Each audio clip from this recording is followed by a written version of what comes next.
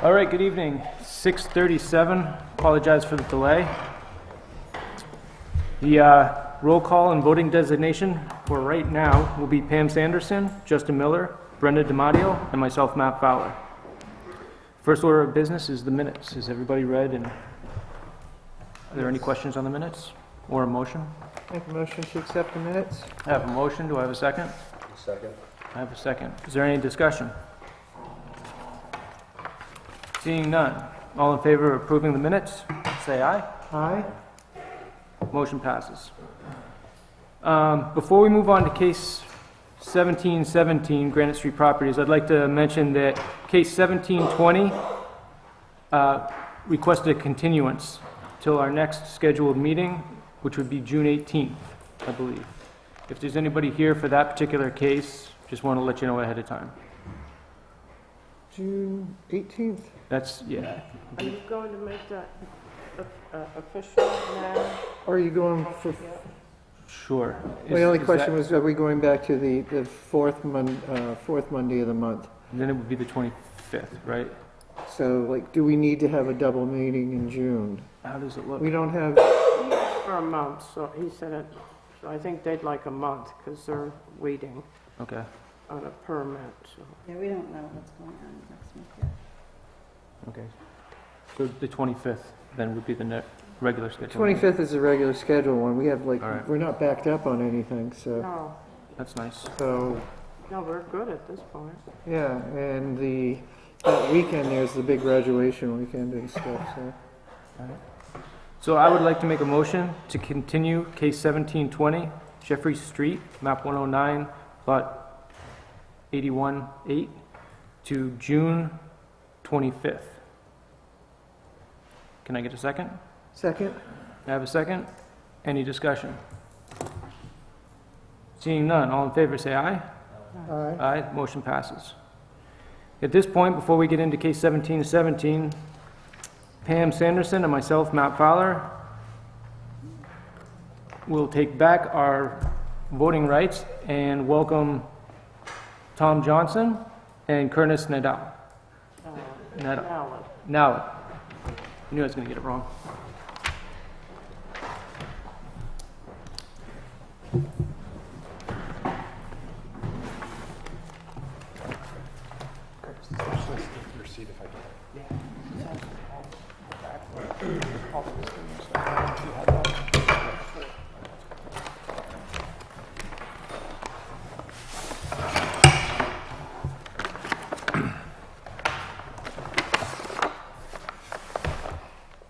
Mr. Chairman, if I could please introduce, for those of you who don't know, James Burdine, our town planner, is joining us tonight in case there's any questions, technical questions you'd like answered, and thought it would be helpful to have him on board, as he will be reviewing this when it gets to the planning board stage.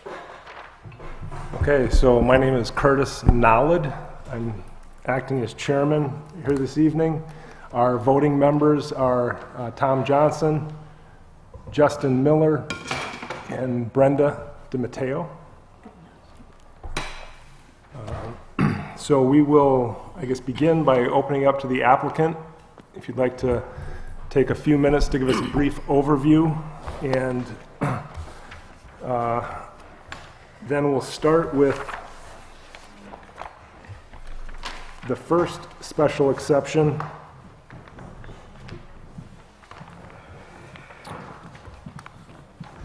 which is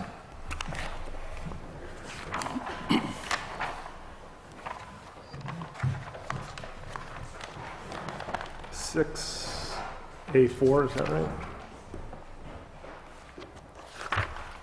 Mr. Chairman? Yes. Section E2. slopes and That's the first time listed. Okay. Okay. Susan, A4 is the I got a handout sheet, wetlands. Curtis. Are you doing steep slopes first? We can start with whichever one you've got listed here first.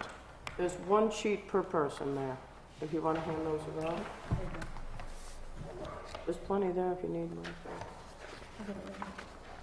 That is simply a takeout from the zoning ordinance that lists the purpose Okay. and the specific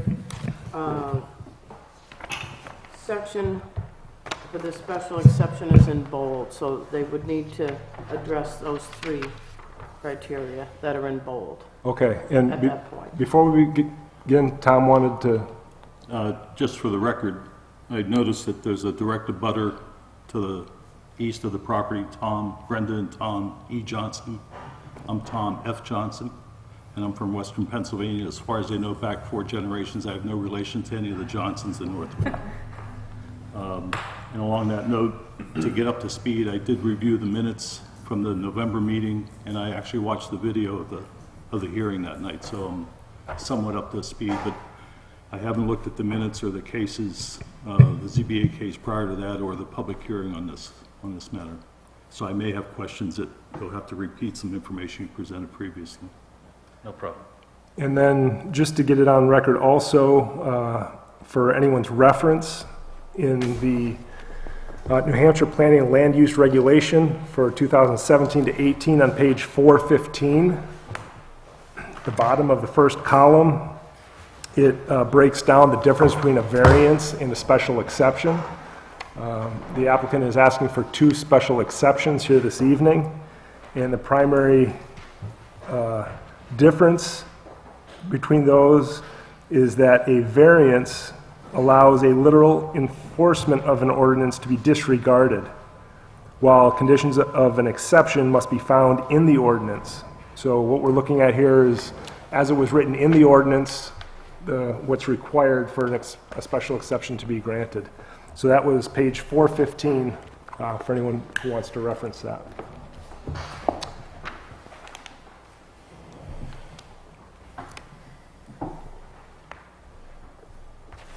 And we'll You all set? also, Okay, well, good evening, everyone. My name is Mark Sargent. I'm a licensed land surveyor with the firm of Richard Bartlett and Associates, and I'm here tonight representing 168 Granite Street Properties. With me this evening is Jeff and Rachel Eames here in the audience. Cindy Belsius is our wetland scientist, and Naomi Prawl is our professional engineer. John Newman's also, John and I worked together. The site is map 108, lot 102. It's on the north side of the First New Hampshire Turnpike. Can you see the plan behind me here? Am I in the way?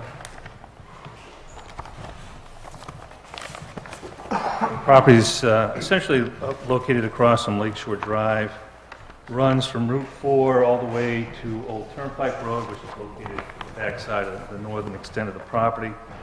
Flat Meadow Brook, located right here, does run through the northern section of the property, and there's a couple of out parcels, one here, and one here, that were previously subdivided a number of years ago.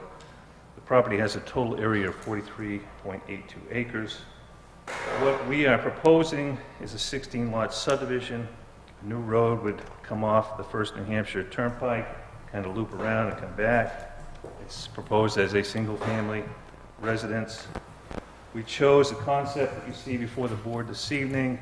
After developing many different concepts, we kept the roadway away from, we chose the concept that kept the roadway away from Flat Meadow Brook rather than entering from Old Turnpike Road.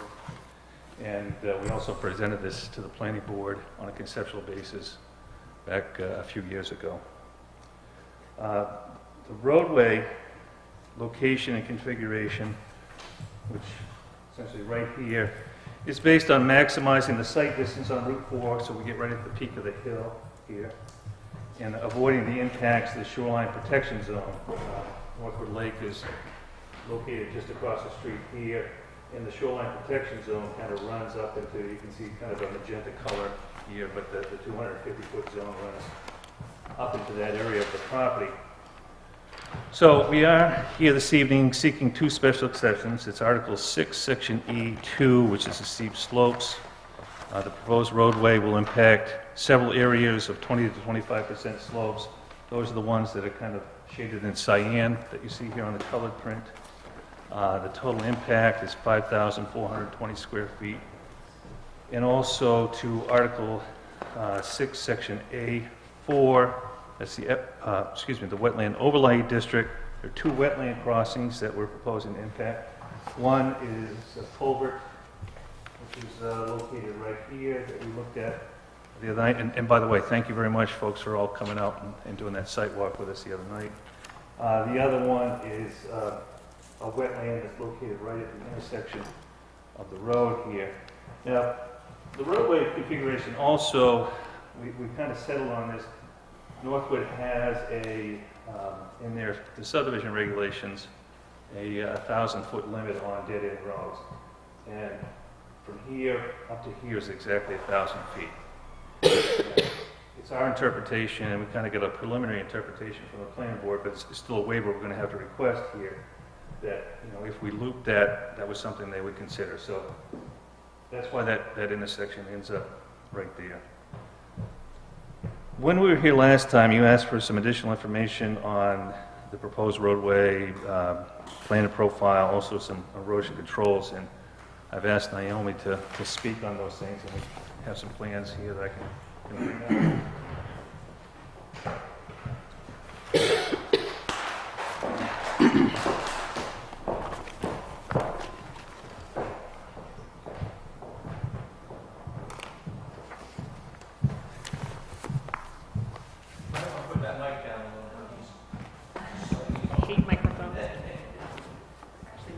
Can you hear me better now? Perfect. Wow, this is a first, the microphone. So I just want to go through a little bit of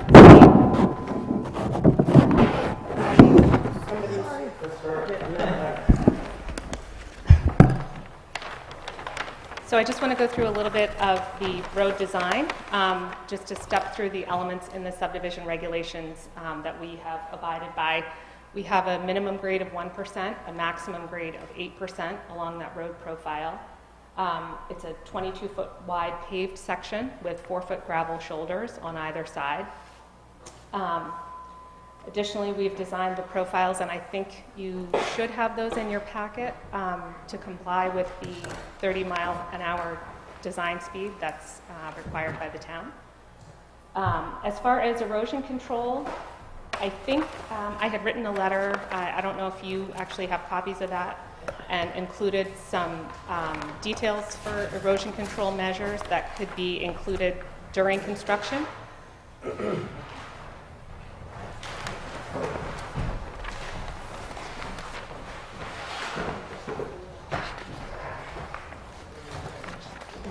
And that's the same that was in the packet, right, that was sent out? Yeah. So it's sheet C5. Is the erosion control plan.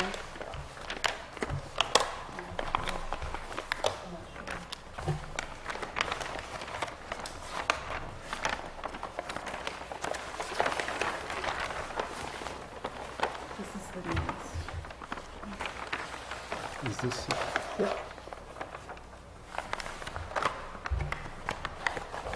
So basically, this plan shows some very basic erosion control measures that can be implemented. We have a stabilized construction entrance off of Route 4, which prevents tracking onto the road, so that it contains the sediments at that stone pad, which is periodically cleaned out if that gets too full of sediment. We also have some stone check dams included in the roadside swales, as well as riprap outlet aprons at all of the culvert outlets. The details that we provided in the packet are also measures that can be implemented during construction. Some of those are temporary measures. As you know, construction evolves, and as the contractor works in different areas of the site, they can apply these measures as necessary in response to changing conditions. In terms of permanent erosion control, the things that will be left in place are the stone outlets at the culverts. Additionally, we could implement some matting on some of the steeper slopes if we had them. And I think you also had questions about stormwater. I don't know if anyone has questions on the erosion control measures right now, or if you want me to jump into an overview of what we've looked at as far as the stormwater controls. Yeah, go ahead with your stormwater, Okay. and then we'll work around with Okay. questions. So we have done a full analysis of the watershed. The site basically sheds in all different directions. So it's not as simple as looking at a single point. But what we do is we establish what's called a point of interest at various locations around the site, and that is the point at which we evaluate stormwater flows. In this case, as I said, there are several different locations. Some of the water sheds towards Route 4, some of the water sheds towards Old Turnpike Road, some of the water sheds to the adjacent properties on either side. So we have points of analysis at each of those locations, and in compliance with your ordinance, which requires design controls for a 25-year storm, we have provided some mitigation for peak rates of runoff of the stormwater. The primary one that we have is a small detention pond at the center of the roadway loop, and we've designed this portion of the road to pitch inward, almost like a bowl, so that water is collected and held in the center. Additionally, at some select locations, you can see on the grading plan, there are some low spots. These are just shallow depressions that we've designed to temporarily hold stormwater before it leaves the site. So in terms of impacts, we've managed to control the rates of runoff, the peak rates of runoff at all of the points of analysis that we looked at. So if you have any further questions on technical details, I can get into that. Okay. We'll go ahead and start with Tom. If you have any questions, we'll give you an opportunity, and then we'll work around the table. Okay. You have to forgive me since I came late to the table on this. Has a New Hampshire forester prepared the timber cut plan for the proposed development? You know, what is this? What's the clearing proposed for this? Is it going to be clear cut or is it selective cutting? Yeah, there's a selective cut. Jeff Eames is a forester.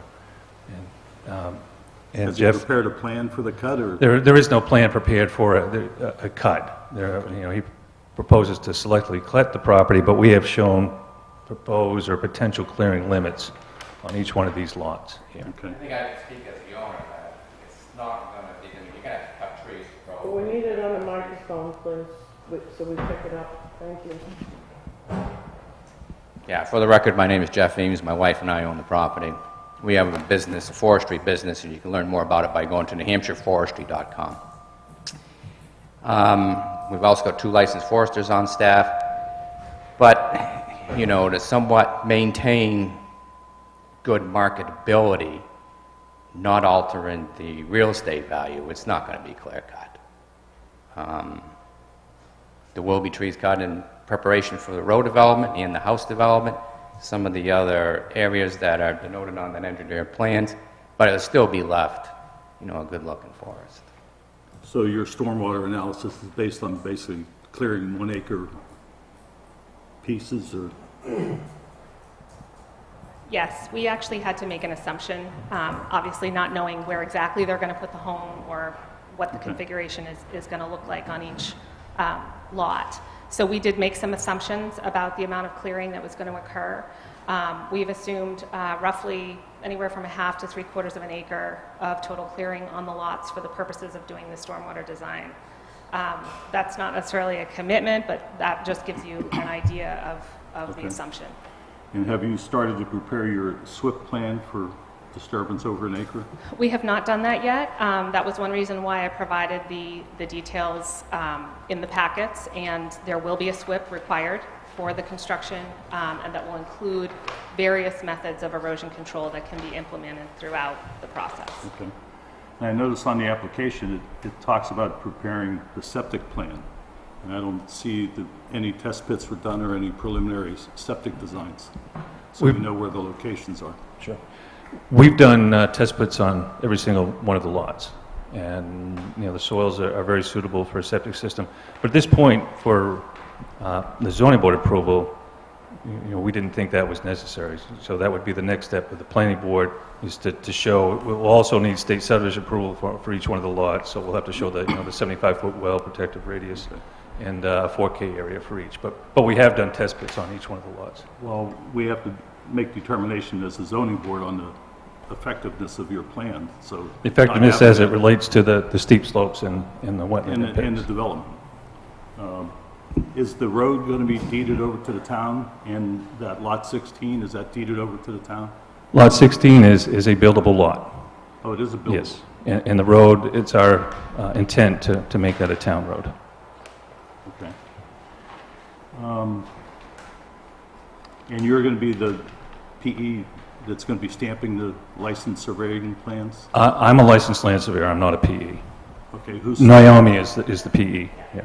Novus Engineering. Novus Engineering. Novus, that brings me to a point. I looked at the Novus report on February 20th, and you are not a licensed New Hampshire engineer, so is there a New Hampshire licensed engineer that's going to be stamping? Absolutely. And who is that going to be? In likelihood, it will be Aaron Lambert from Novus. Okay, and he's been involved in this whole process? She has, yes. Okay. And have we had a New Hampshire licensed engineer review the drainage plan yet? Or is that something that'll come forward? Yeah. Okay.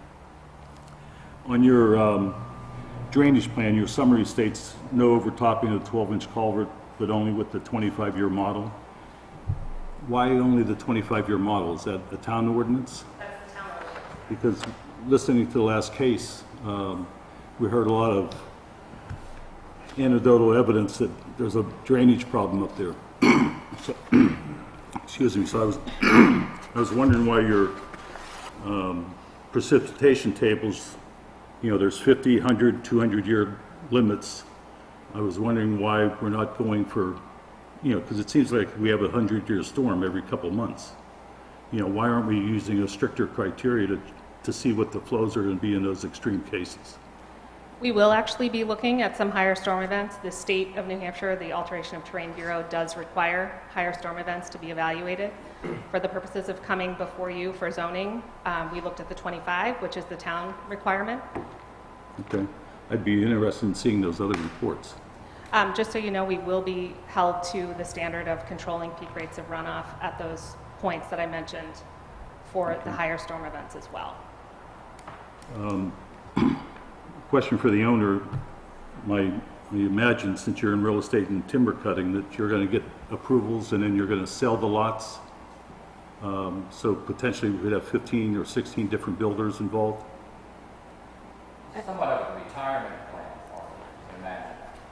And I think a lot of that is to be determined. I mean, we're in this process, and then once we get through, the next planning board and zoning, then we'll look at that more seriously. But Your past business practice has we been to we sell. do own a real estate company, and we do own the timber company, correct? Okay.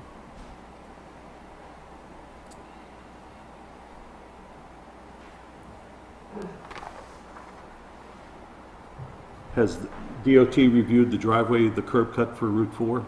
And are they okay with the location?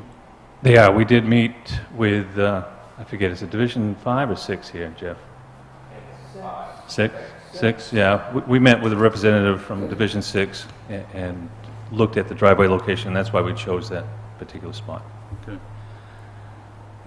You mentioned that you've eliminated other proposed plans for this development.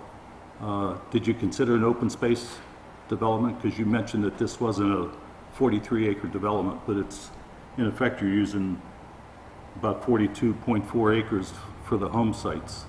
We did consider that and chose to go in this direction. Okay. I'd be interested in looking at that plan also, to see what the reason why you didn't go that route, because I'm concerned with 16 acres or 16 lots with a lot of this wetlands being deeded over to 15 or 16 individual owners rather than having it be part of a common space that could be monitored a lot better by an outside agency. Well, there isn't a whole lot of wetlands on the site with the exception of this right here associated with Flat Meadow Brook. There is a draw that runs through here that isn't that big, And essentially, it's a seasonal draw, and there's a couple of small wetland pockets here. Other than that, that's the largest wetland. Yeah, and there's, 3 or 4 or 5 lots up along there, so I'd just be concerned with the, homeowner coming in and after he buys the lot, builds his house, then he adds, the 3-car detached garage and does all kind of work, fills the wetlands in with his leaf litter and lawn litter and snowmobile pad. It can be hard to enforce on that, enforce something like that on a single property owner rather than an association. But just something to consider. I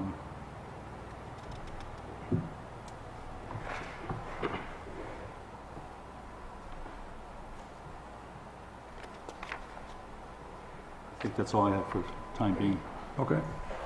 Justin? The erosion control, you have the plan, and you also said that it could be included. So what's going to be included in this erosion control? Because you can say it is all going to be included, but can you kind of go more specifics about what's going to be included?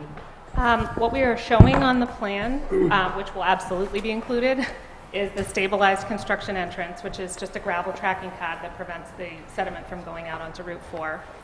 Additionally, we'll have riprap outlets at the culverts, which is just a stone velocity dissipation measure. We will also have stone check dams in the roadside swales along the road. And as far as what happens during construction, as I alluded to, there is a SWIP, which is a stormwater pollution prevention plan. It's a living document that includes a lot of different measures that the contractor can implement in response to different conditions that they encounter. Obviously, this doesn't happen all at once. They're going to have to build this in stages.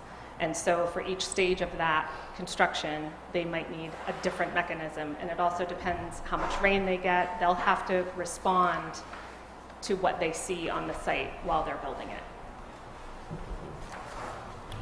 The matting on the steep slopes, are you keeping those, or are those temporarily?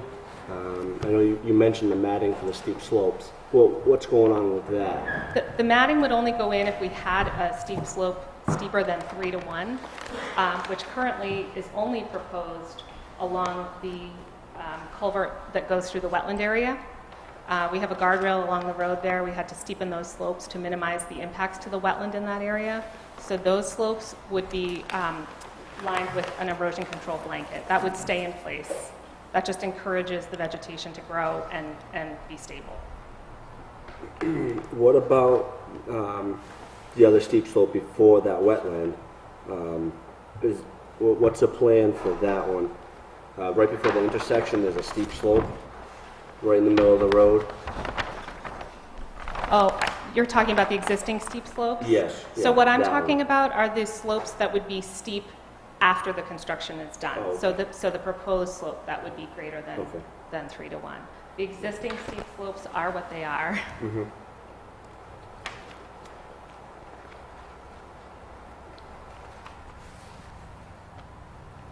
Thank you. Brenda? Okay. Yeah, I don't have any additional questions at this point. Are there any abutters? Yeah, if I can.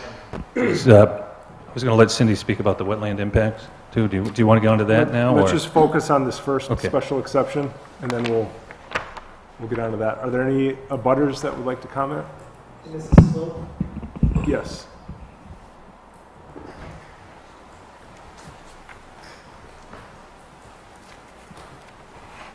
I'm Pam Sanderson. I'm an abutter on Old Turnpike Road.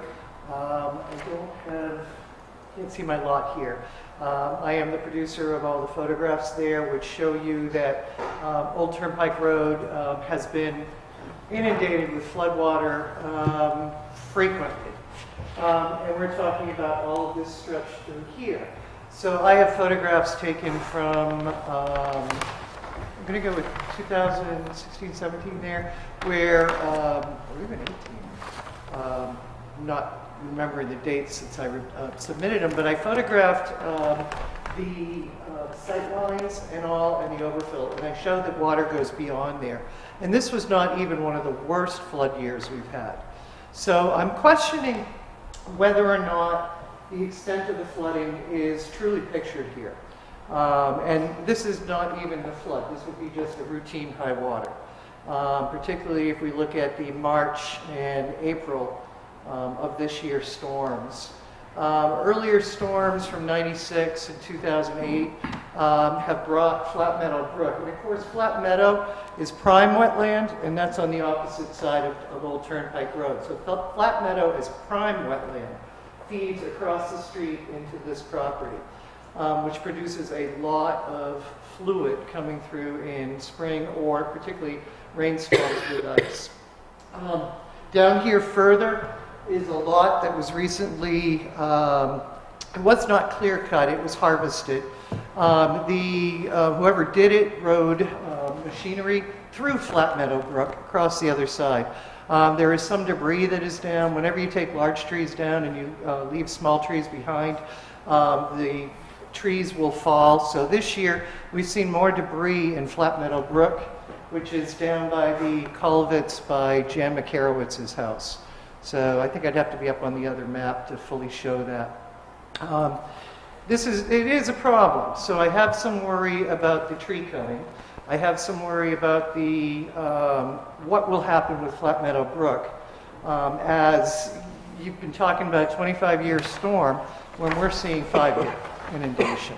Now the town of Northwood has been magnificent in increasing culvert size on Old Turnpike Road. We now have a culvert from the prime wetland of Flat Meadow Brook across onto this property, which is sufficient to almost walk through hunched over. So they've really raised it up. Down where Flat Meadow exits this property and goes back across Old Turnpike Road, not only do we have a major culvert, but we have 2 higher additional spill culverts. And the water does reach that height. And if those additional spill culverts weren't there, we would be flooded nearly every year. The roadbed has been raised higher and higher as a result of Flat Meadow flooding. This has resulted in our lands getting more and more water onto them because the roadbed is higher. We're also seeing what I call the erosion, not the erosion, but the additional silt buildup that is down in the true Flat Meadow area. That region there is dying. Because of the flooding, debris, silt that is going through. What is it? Fluvial geomorphology erosion. I can't remember the name of it. So I have deep concerns about this on the basis of flooding and care. Now, a lot of us on that road are widows, and we're not prepared. This is my retirement plan, to live in that house. And basically, I don't intend on, being 60, 70, or actually I am 60. Great, I don't expect to be 70, 80 years old and be flooded and need emergency care. Because when Flat Meadow floods, it floods on both sides of us and we're trapped. So this is not a good situation for us. So I'm concerned, I'm, again, not against development up there. I think it's a nice piece of property, I've always said that. I am concerned about 16 homes. I think it's overdevelopment. I'm worried about the E. coli, the runoff, the septic systems, but more than anything, I'm worried about the slope and any additional runoff that comes down towards Flat Meadow Brook. So this is a major concern for us. So I have the photographs and other evidence. Any other abutters or affected individuals that would like to comment? Kurt, I have a question for the abutter. Are most of these pictures taken towards this property? Yeah, I'd have to show you which, but yeah, you've got the culvert that goes into this property, the heavy flooding, and then through the property, and then culvert, let me see, may I go over to that one? Okay, thanks. You want to take the microphone with you? Yeah. Charlie.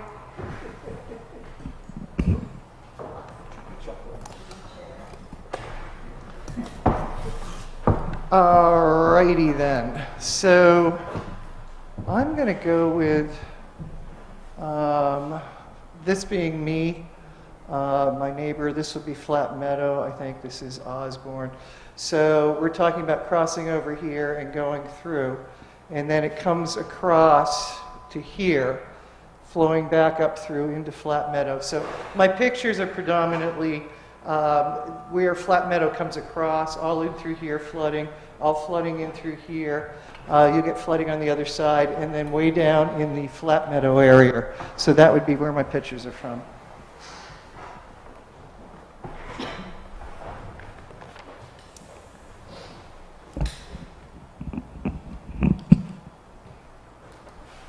Do you have any additional questions, Tom? Not for Pam. Oh, in general? Yeah, is any other, we'll just go around again if you've got any other questions that have come up. And So based on the flooding history, why wasn't the roadway into this development taken all the way to Old Turnpike Road to provide a second means of ingress and egress? That's one thing we did look at, and we didn't want to, we wanted to stay away from the resource of Flat Meadow Brook there, so we didn't want to impact that area. That's why we didn't carry it through there. Okay. And if I could, just to address Pam's comments here, you know, and I understand that we've heard that flooding is a concern down there, and certainly it's something that needs to be addressed, both from a town standpoint and probably as part of this development too. You know, more of a, I think, of a planning board issue.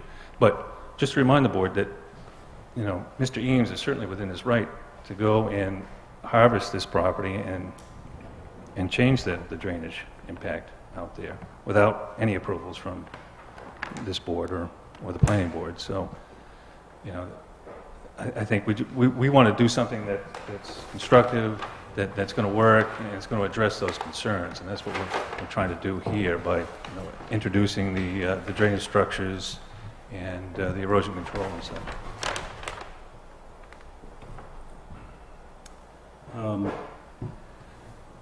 I seem to remember somewhere in your report, the upper lots along that area show an increase in flow towards the brook. You know, if you added up the 3 or 4 lots along the northern part of that. So initially, when we looked at this, we were looking at, there's a 12-inch culvert that's just off this page that goes under Old Turnpike Road, and we had used that as one of our points of analysis. Another point, just to address your concern, is the location where Flat Meadow Brook crosses the overall property line for this proposal, so off to that side that you had indicated. We are required to match existing flows at that location where the flow leaves our property. So that will be controlled to whatever the rate is today at that. And I can't speak to any flooding issues that are happening today. That's obviously not something that we can control. However, we have designed controls to mitigate the increase in runoff that would be generated by the clearing and development on this property.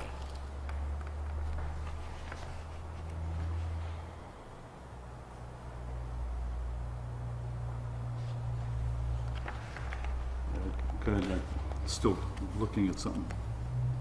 Justin?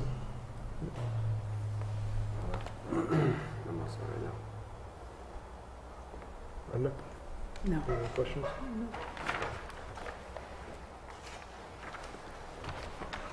So, I guess in my look at, as I look at this, it's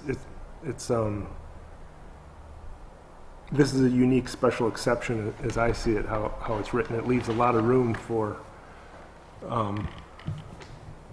what is suitable and what is brought to the table. And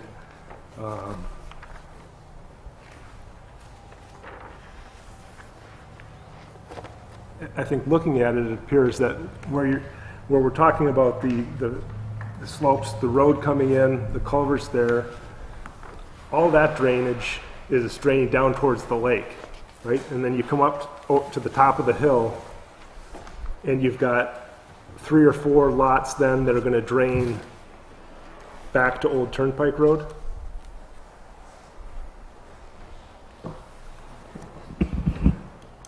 There are 2 over here, The high point in the road is here, so you're correct that any stormwater is going to come this way from that point.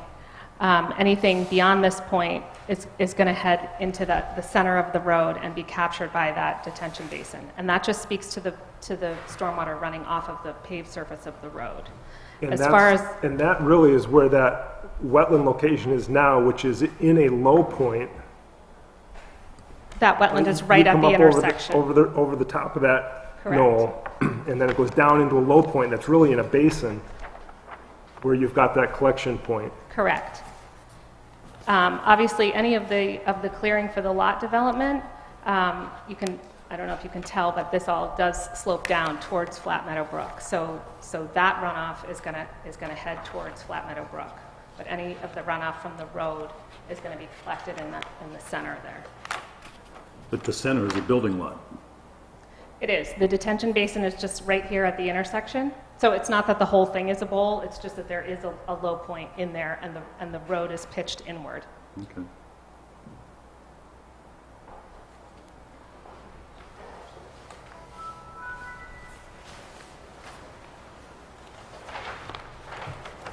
So I think a big question we've got to just ask is, I should just say, are there any more questions for the public or the applicant?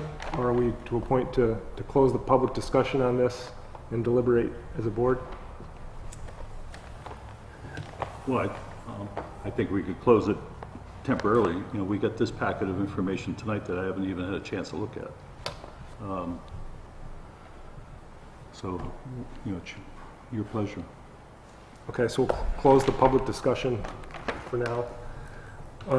I think there's, I guess, for myself, not being an expert in this, big question as to whether this plan as it's presented is suitable, both for the erosion control plan during construction and the drainage plan after construction. It seems to me like there's a lot of speculation as to, well, how much land is going to be cleared, where are the houses going to be, where the leach field's going to be, Right. how big are these yards, and that actual information isn't what a lot of these calculations are based on, it appears to me. And not being an expert in it, myself think it might be to the board's advantage to have a second party look at some of this possibly to give a recommendation as to whether what we're seeing is suitable. I would agree with that. I just have a concern about how closely and how much consideration do we even give to the lots at this point? Because we're just considering the road. And I understand they're all connected and related, but Well, all we're concerned I about... just don't want to be biting Yeah. off too, you know. No, I agree with you. I think that's important. All that we are concerned about is in regards to the steep slopes on this property, how the Related to the clearing is going to impact the drainage and the runoff on the steep slopes. I see this, and there can be more discussion on it, as we're concerned about much more than the road. We're concerned about the steep slopes of the property and how the clearing And the and drainage. construction, how the impact is going to have on the runoff on the entire property, beyond just the road. Yeah. If you're looking at it differently, No, I just wanted to be sure that we're not looking too broadly. I don't think it's up to us to be concerned about whether 16 lots is too many lots, Right. or that it's a cul-de-sac laid out as it is, that's, Or even, I don't was think we should thinking be. even like the clearing of the lots for the construction of the home, we're just concerned about the clearing for the road construction. But we've got to at be this point. concerned about the runoff that's going to be created by, if you have a half-acre open space with a house on it, Right, opposed to whether the whole lot was cleared and a huge yard is put in, lawn is put in, there's a big difference in the runoff that's going to result from that. Mr. Chair, if I may, the requested special exception is for impacts to locations that are in the steep slope overlay district. And I would suggest that you focus on those specific areas of steep slope overlay district that are being impacted. The planning board will be conducting a full review of the subdivision. But I think it is important to keep in mind that there are only portions, while there may be runoff on site and there may be stormwater on site, only certain portions of the site are actually in the steep slopes overlay district, and that's your purview here. But the ordinance at A and C says post-development conditions. It doesn't say post-steep slopes. It refers to the entire development, and that's what our concerns are, or at least my concerns.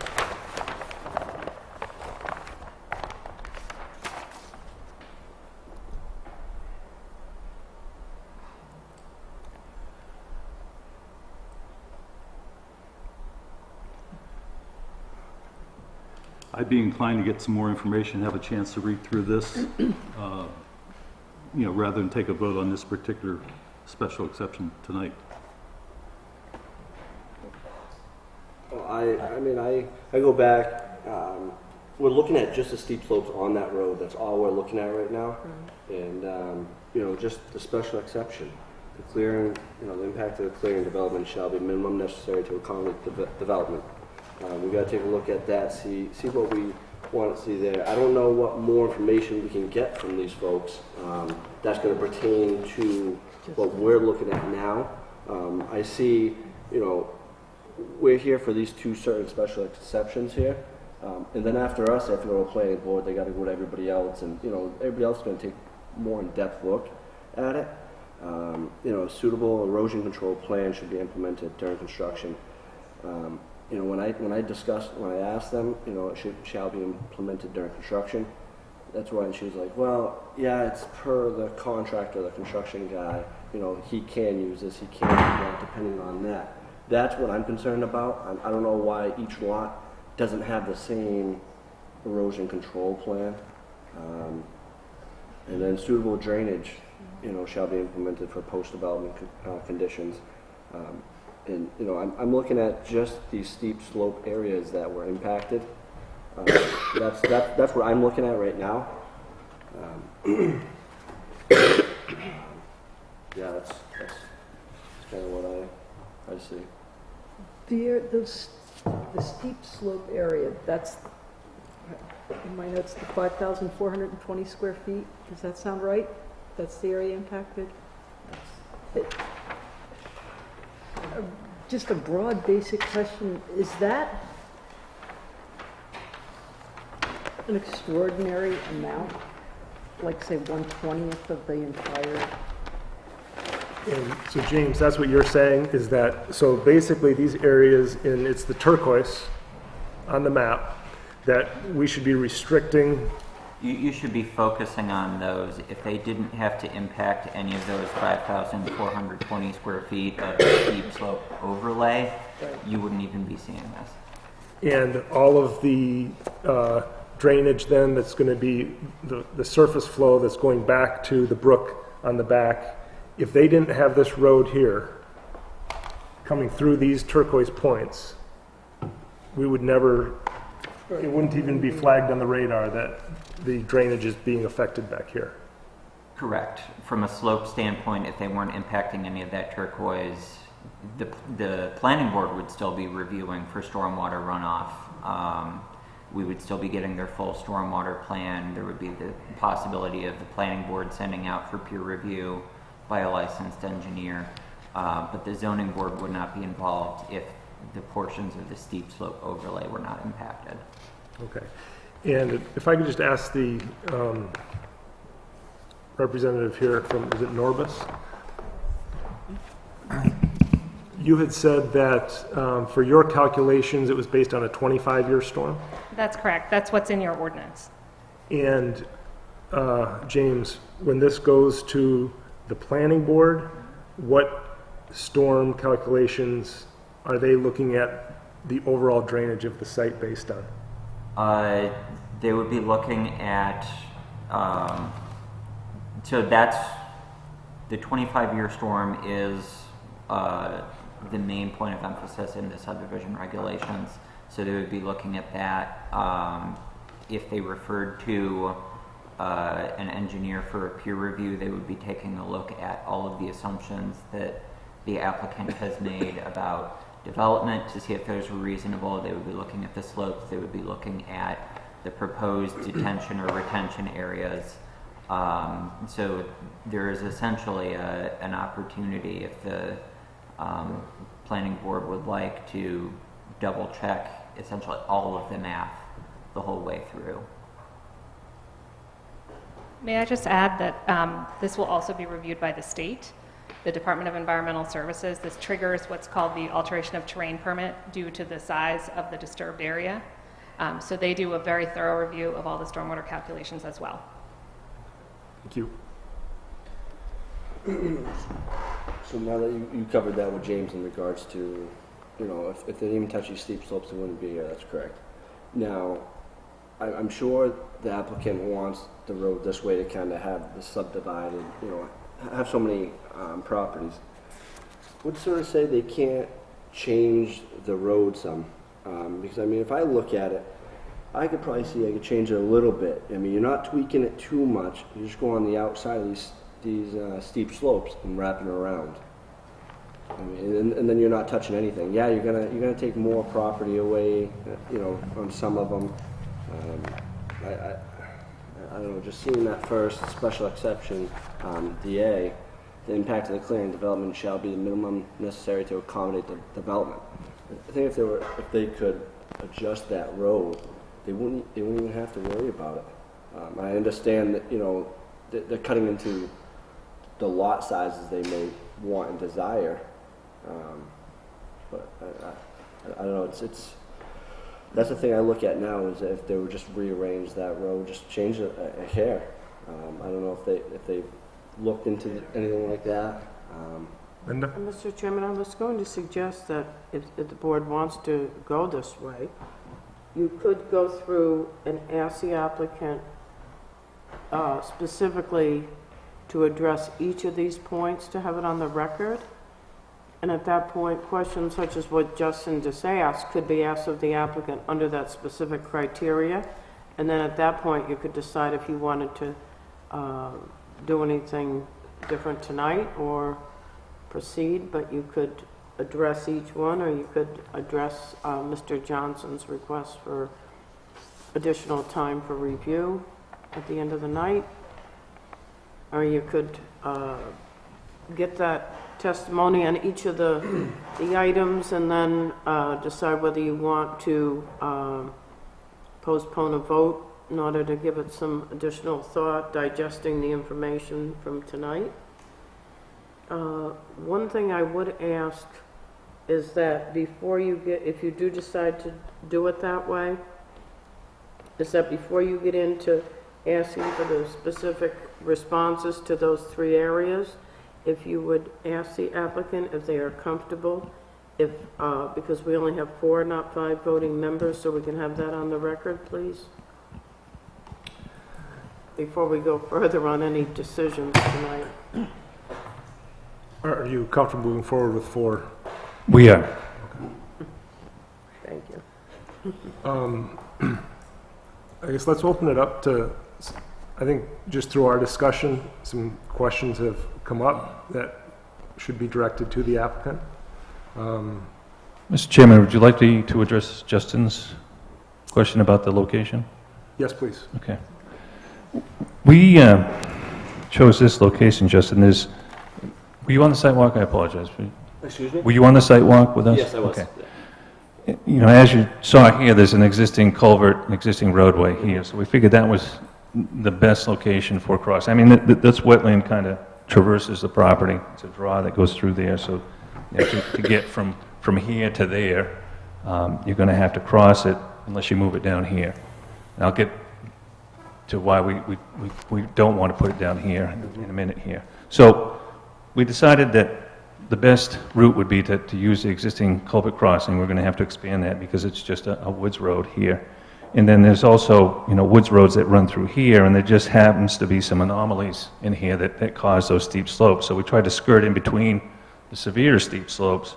We had some of the 20 to 25%, and then, curved into the property here.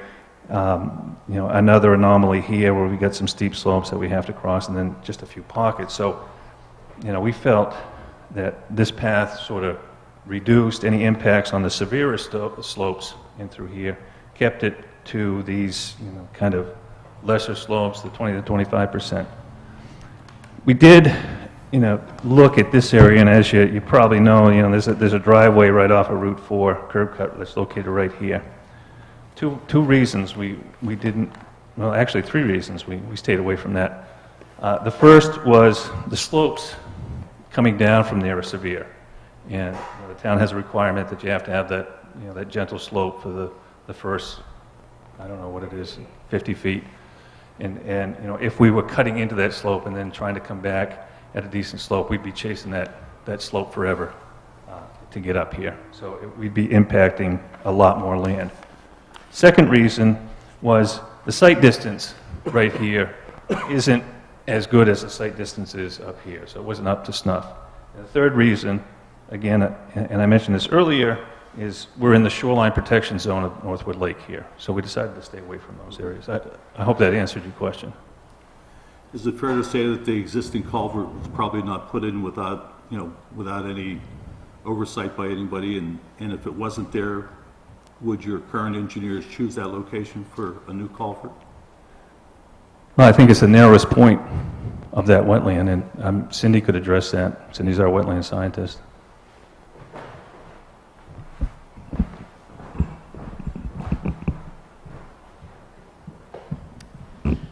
Hello, Cindy Belsis, wetland scientist. When we do a crossing, we focus on minimizing wetland impact, so we would choose the narrowest point, and I would tell the engineer, please cross at the narrowest point, because we have to minimize impacts as part of our wetland application. And in this case, we had an existing crossing, which made an ideal situation where we're just merely upgrading it, so we minimize the impacts at that location. Okay, thank you. You're welcome.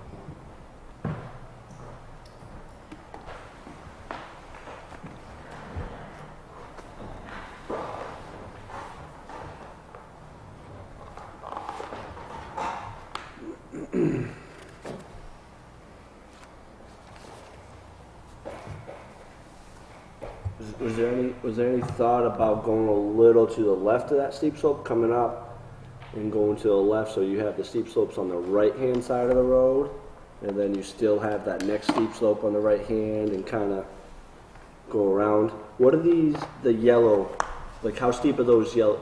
They're the over 25%. Over 25, okay. All right, never mind. I thought it was nice. Okay, thank you. Never mind.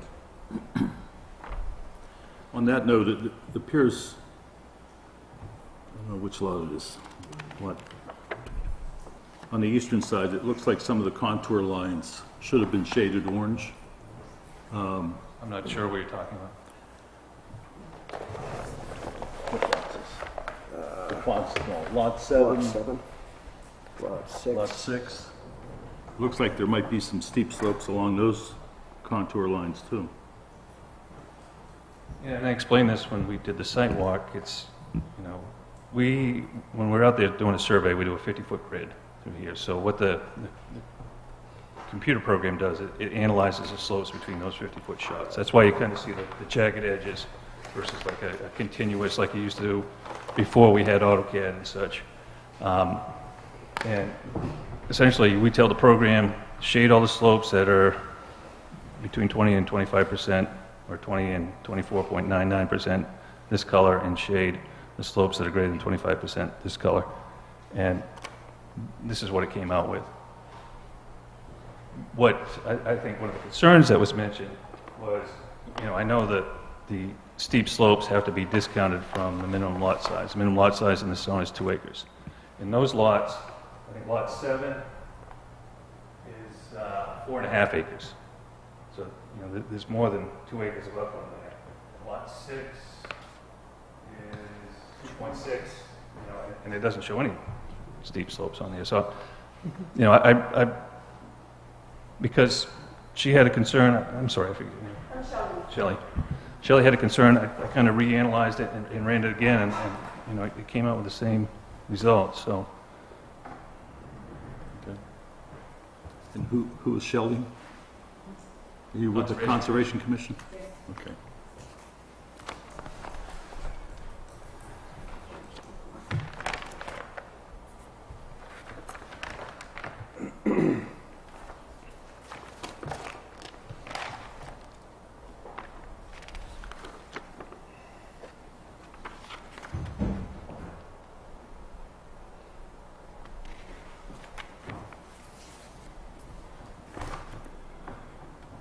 Any additional discussion, or would someone like to make a motion?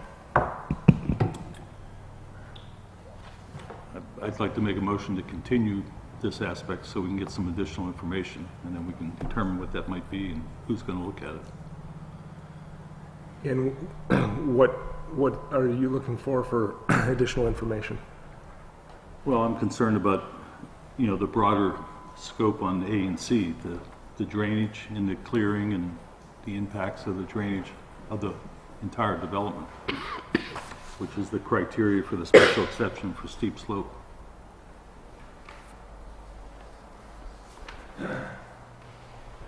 So, I guess, Linda,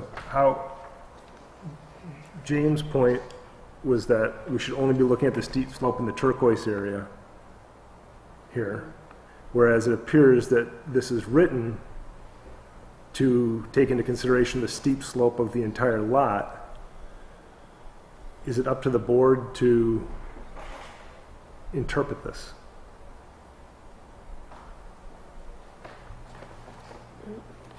I think the way,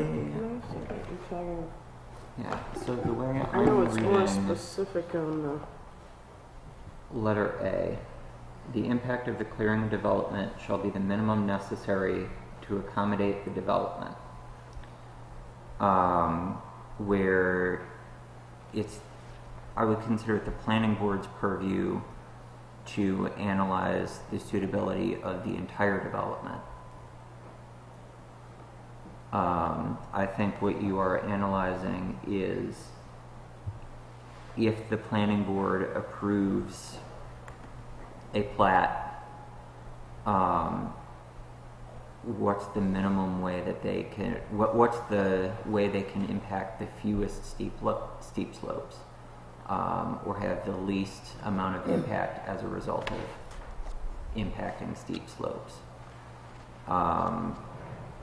I wouldn't consider suitability of putting 16 houses on this piece of property to be within the ZBA's purview. So I would be careful. Yeah, obviously there are situations like this, it can be difficult to figure out exactly where one board's role ends and another's begin. Similarly with materials. It can be, sometimes applicants don't want to provide a fully fleshed out, for example, erosion control plan, because that's something that comes once you know exactly where things are going to go and where you're going to be constructing things. It can be difficult sometimes to draw the line between needing a fully fleshed out plan this early in the process or getting enough information that you feel comfortable moving forward and letting the rest of the process take its course. So obviously there will need to be some discretion on the board's part for those issues. But again, I would encourage you to make sure that there is a nexus to impacts to and of those steep slopes themselves in whatever you consider. Okay, and so this special exception then is asking us whether we've received enough information to impact this 5,000 square feet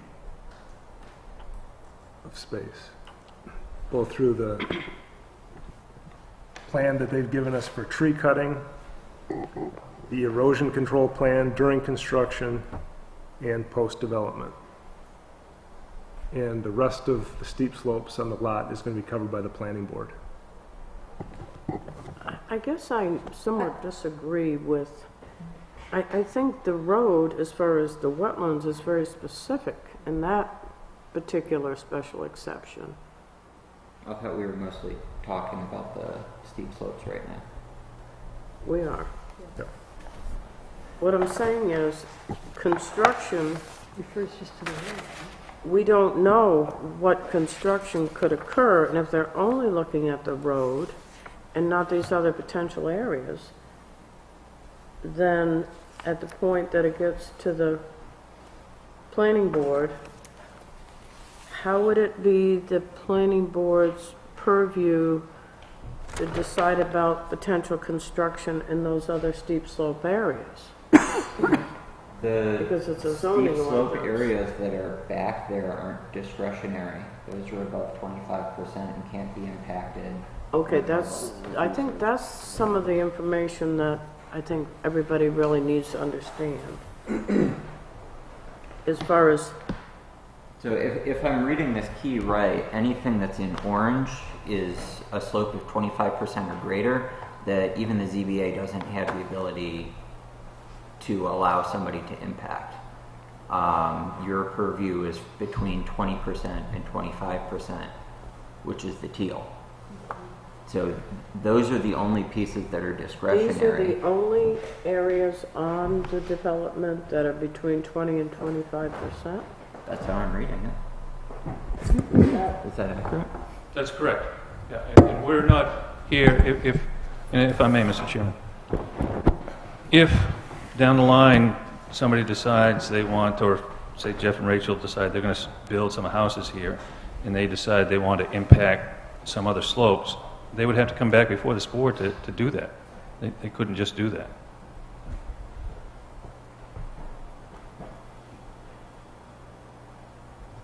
That's my understanding. Someone could potentially come back on one of these that's over 25% and ask for a variance.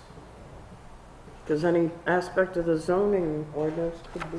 Sure, but we're not here this evening asking for Yeah, that. I'm just saying, they're concerned about what might happen in the future. Well, that would be my understanding of what would happen in the future. If somebody bought one of these lots and they had 25% and they wanted to take it down and put a garage in, then they'd have to come back to this board. That's correct.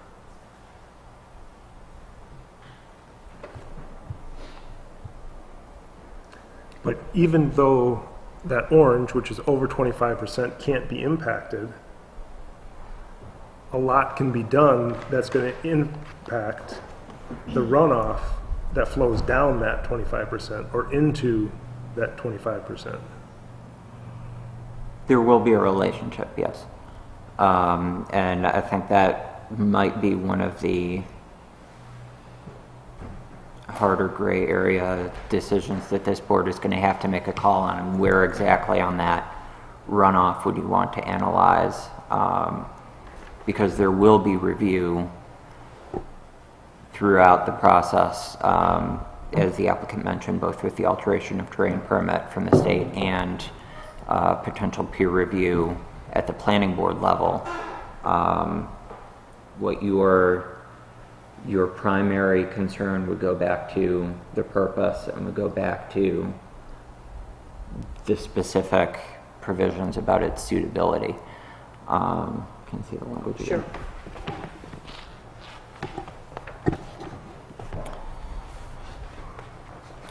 Sure. So the requirement is that a suitable drainage plan shall be implemented for post-development conditions. That doesn't necessarily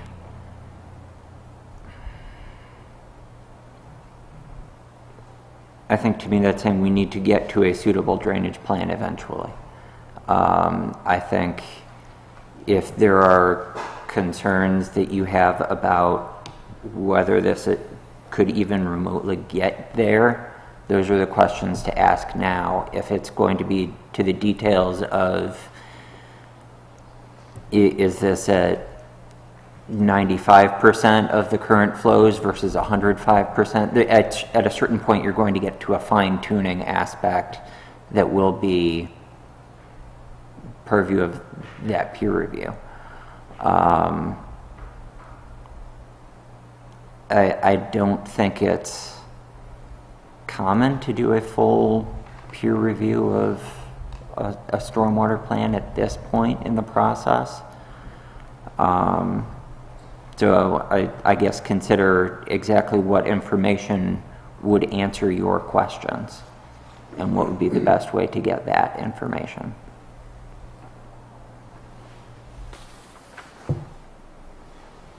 So I think, Tom, I'd like to try to nail down what additional information you're looking for.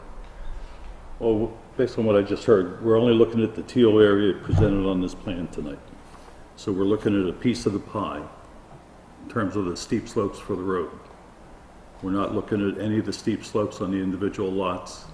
We're going to wait until the lot is sold and wait for that property owner or that builder to come in for his special exception for his lot. Correct. According to the application that we have, the only impacts they are requesting right now are those teal areas that are currently impacted by what they're showing. That would be the square footage that they totaled up, that is approximately 5,400 square feet. Those are the areas that they're requesting to impact. So in effect, if you approve this tonight or at some point, what you would be telling the planning board is not whether or not 16 lots is suitable, not whether or not the drainage plan is exactly right just yet, but in their deliberations, you are essentially giving the applicant permission that if the planning board finds the 16 lots to be suitable, if the planning board completely peer reviews the stormwater and it's up to their standards, that the applicant is allowed to impact 5,420 square feet of slopes in that range in the areas that they've shown. Well, based on that, I have a problem with criteria A and C where it talks about to accommodate the development. It doesn't say accommodate the road only, it says accommodate the development and the drainage for the development.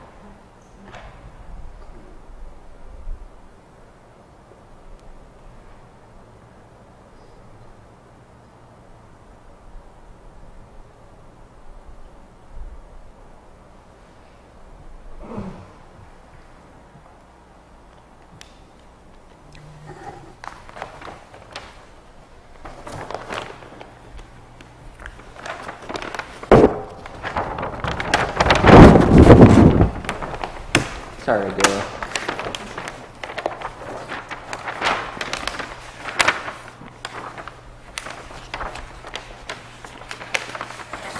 There's no impacts of these house lots are shown? Is that? I think that would be a useful thing to see. See that layer on that sheet. Where's it on the sheet?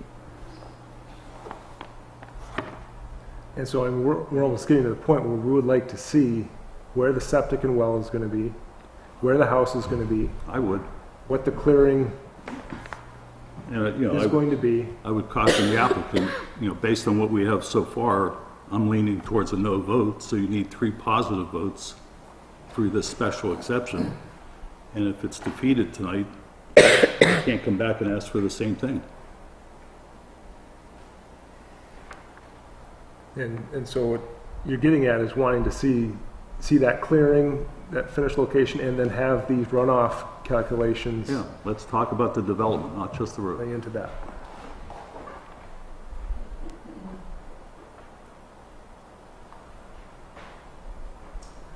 It provided it.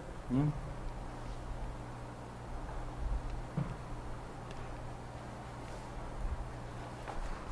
The subdivision is going to show. Anyway. Oh, Mhm.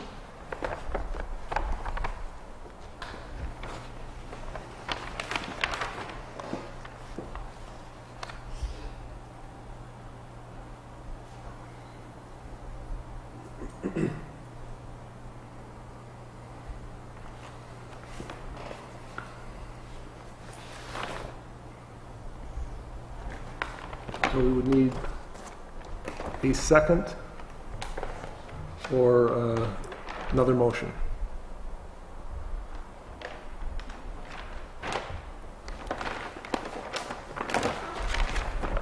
Can we tighten up the wording on the motion? It's a little vague. What was the motion? I just To got continue? Continue in order to get more information. Right, and then we'd have to spell out what the additional, Information is that you're looking for. right. And we could do that under discussion of the motion.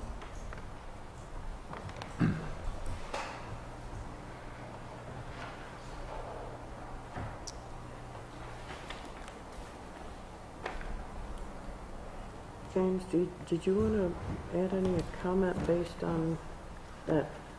I think the most useful piece of information for me to see would be just to have the colored slopes areas identified on the grading and drainage plan where they're showing the lots. I think that's just a matter of moving some layers over.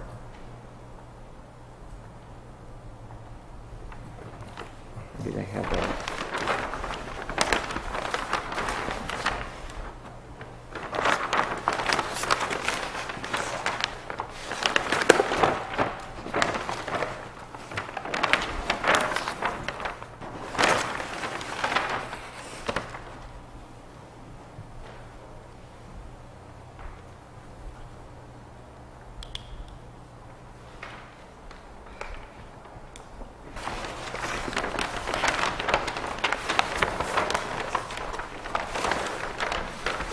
I think that's what Tom was looking for as well.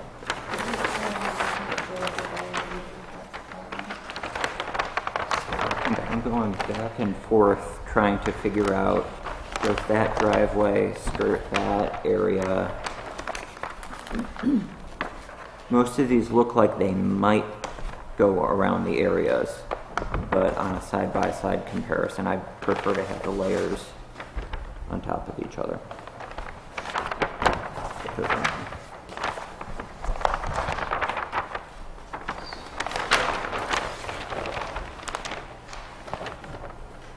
Tom, is that what you were thinking as well? What was that?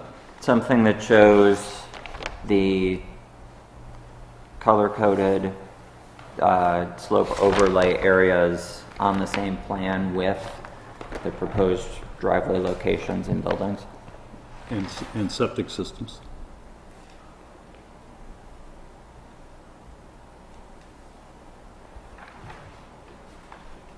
Septic systems, we'd probably accept an envelope, right? Hmm. So it wouldn't, septic systems at this stage, we could probably look at an envelope, probably not. Yeah, not the Like specific. the exact system itself. You know, if they've dug test pits, they have an idea that they can get, 1,000 square foot leach field or whatever system they're putting in.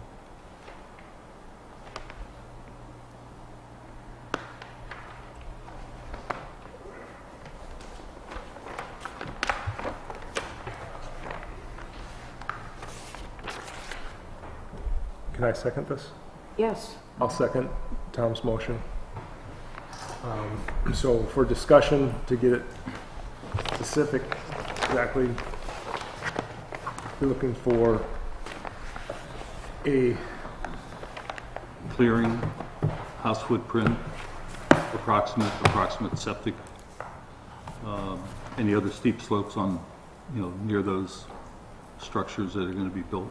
And then are you wanting the runoff calculations to take into consideration that surface, cleared surface? Yep. And where that water's That going to go? additional data, yeah. I have the house footprint, approximate septic, runoff calculations. Clearing for the Clearing, okay. I'm sorry, I just didn't hear you. driveway and the house site. Any effect on the drainage?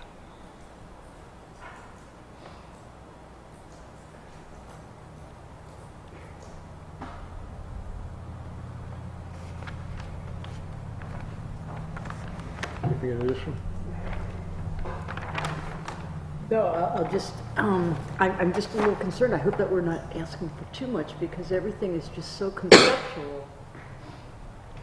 You know, who's to say that someone might come in and buy up 4 lots at once and put one house in with one driveway and one septic system as opposed to 3 houses with 3. So I think at this point, what we're looking for is that envelope. Will you tell us if we're looking too broadly? Well, if under the scenario that you're outlining, they would have to take those lots, then voluntarily merge them together again. The proposal you have before you is for a subdivision into 16 lots. Got it, great. So we're assuming until we see otherwise that is what they're planning to do. Thank you. You know, and so whether it's every lot is going to have 30,000 square feet cleared, we want that envelope shown, and then calculations of the site runoff and site flow of water to take that into consideration. And in anticipation of the planning board asking a question, you might want to not use the 25-year model, use the 50 or 100-year model. Because I would imagine it's going to come up at the planning board. So do the homework now.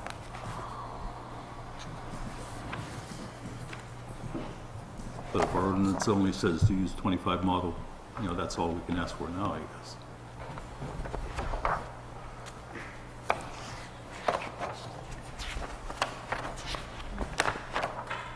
Any additional discussion on that motion?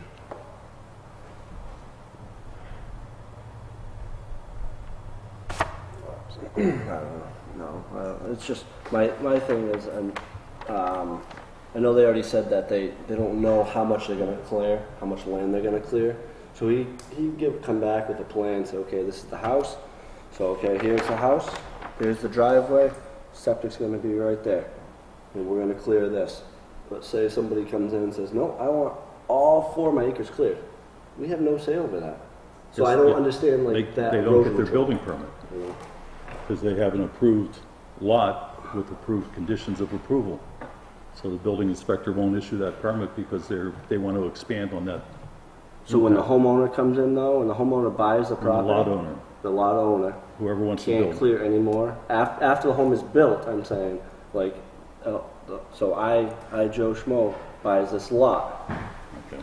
If you cleared a lot to the extent that it completely changed the way that the stormwater was acting on that site and it no longer matched what the approved stormwater was, then you could be subject to enforcement.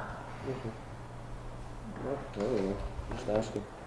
In this way, it's showing a minimum. Right. It's a minimum threshold you're asking for of a certain ability to build on that lot.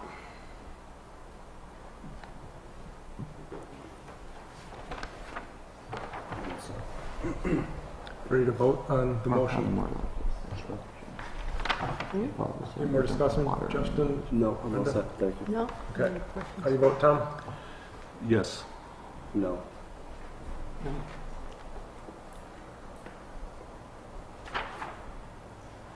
What happens with a split vote? Well, you're going to have to come up with another motion. Okay. Either somebody's going to have to change their vote or decide something or just continue it. If you can't come to a conclusion as to what information you need to make a decision.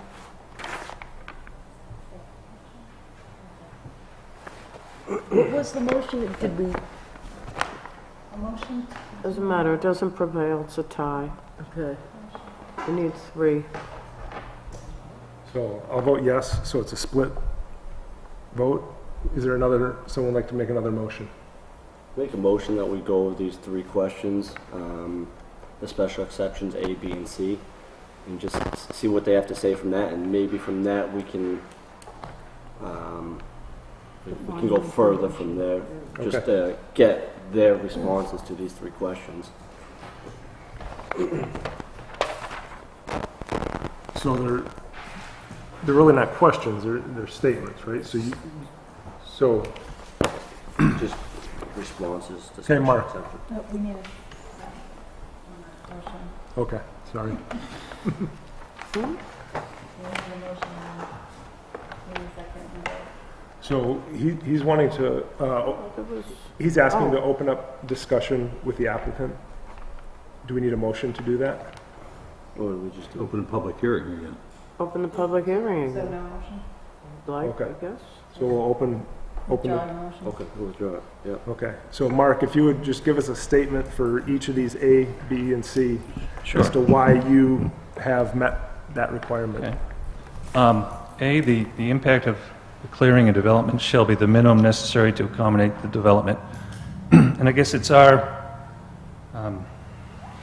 feeling that the development is the roadway itself, and specifically those portions of the roadway that are impacted by the slopes, the 20 to 25% slopes. And we believe we've given testimony this evening to show that the roadway as situated here has the minimum impact on slopes, on the wetlands, skirts the steeper slopes. B, suitable erosion control plans shall be implemented during construction. And Naomi presented a plan, again, as it pertains to the construction within those areas impacted by the slopes themselves.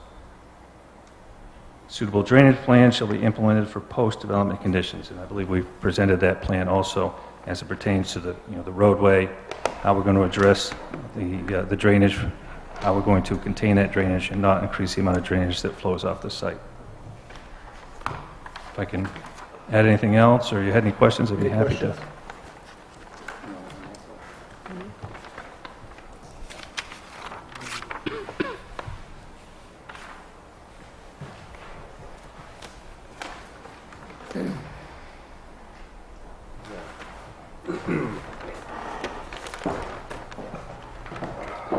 I would make a motion to request a map with the grades, so you have the different layers, like James was saying.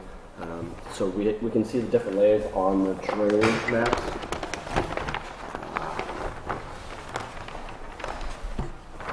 So like C5? On, like, for all of them. With the grade, like C2, you have to keep flipping back and forth to see where the slope is. Mr. Chairman, and I should have brought this up earlier, but I did bring plans that depict the slopes on the construction plans. Would anyone like to look at his plan that shows the steep slopes on the lot?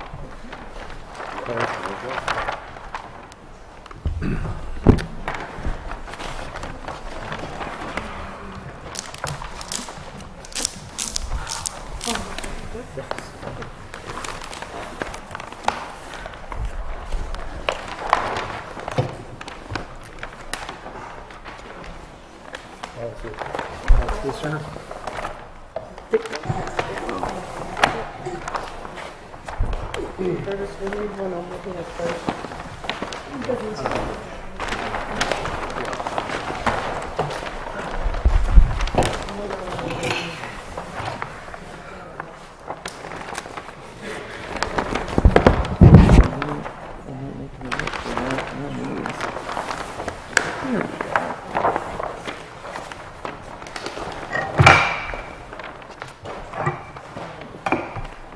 Someplace I'm gonna roll over it.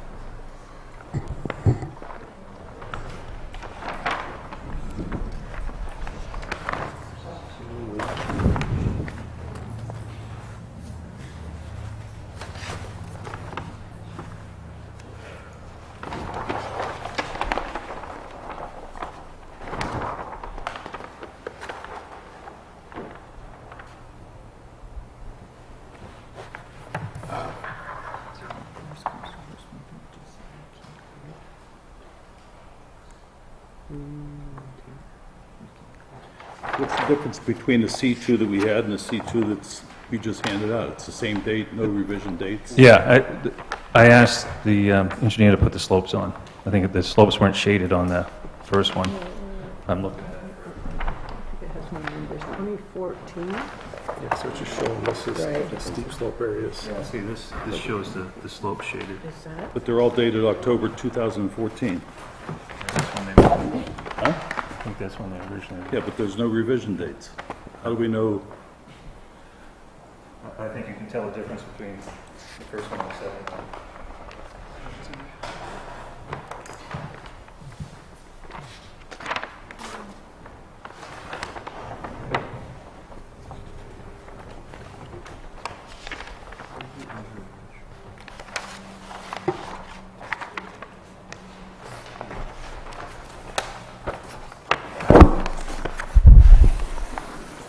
There's also no stamp on these, is there?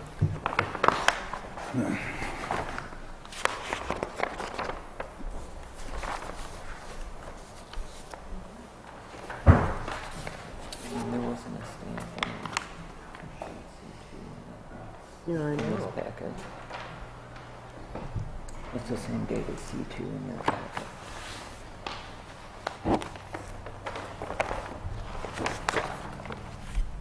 Are these steep slopes or what? Those are the slopes. The triangle hatching.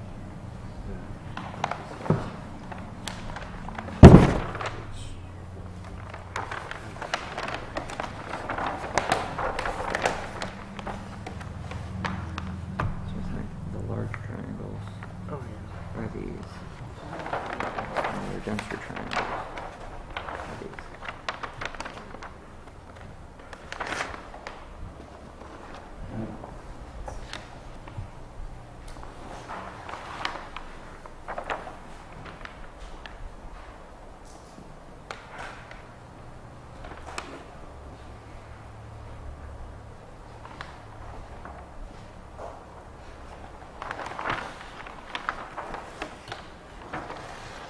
This is going into that one a little bit.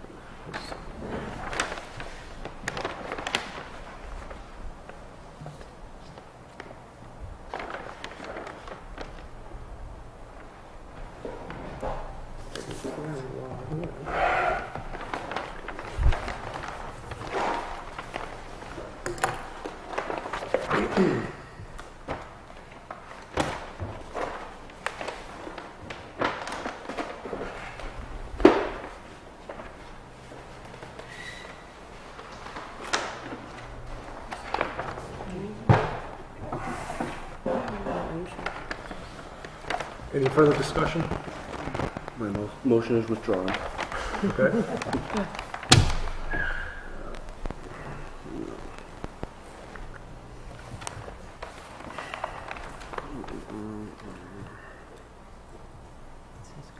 Someone like to make a motion?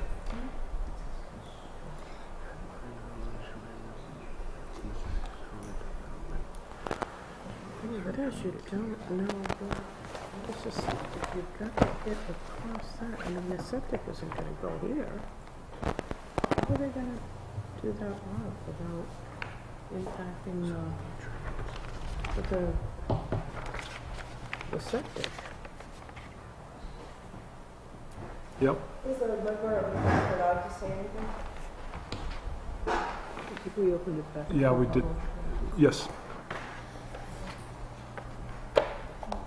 The alteration of Who- Mike, rules. Do you need a microphone, Shelley? And just, if you'd introduce yourself, please. Shelley Frost. The alteration of terrain rules have their own they require, I believe it's a 50-year storm evaluation. And there's a window of development that they cover, so if I don't know how specific the plan is that's going to be put before the AOT, but before the AOT program and the AOT staff, but there's a window in which the development is shown is the permit covers, so if more development happens, I don't recall the conditions surrounding that, but that has to be addressed. And that's as much as I can say. You just might want to check with the AOT staff about that issue. So if they were to bring this plan before the AOT, and you can speak to this more if you want, because you may well be more informed, or Naomi could, that the permit is for what's before them, and if more development happens, and there's a trigger of how much more development has to happen before another alteration of terrain review is required. I don't recall how much more. I think it's a fair amount, pretty big acreage, but I don't recall. And if Naomi can speak to it, great. And if she doesn't, you guys can look into it yourself. What exactly is this? It's a detention area. Thank you. So the trigger for the alteration of terrain permit is 100,000 square feet of disturbance overall. And what they request now is they want to see what your full build out is. So they basically want us to permit everything that we're intending to do. So all of the clearing, all of the development at one time. These plans would not go to AOT. There are elements that they require that are a lot more specific, a lot more details, but they do review very thoroughly the erosion control and stormwater pieces of that. They are most concerned with those two elements. So we generally get our plans to a point where they are essentially almost final before we submit them to alteration of terrain. Because once they permit it, it's permitted. And any change beyond a certain point requires an amendment to the permit and more money and more time. So it's in our best interest to give them what we think it's going to be. Okay, thank you.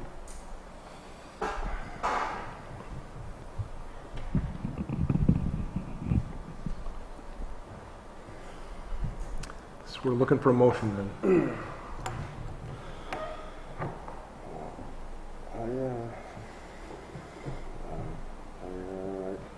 I don't see what more we can get from them.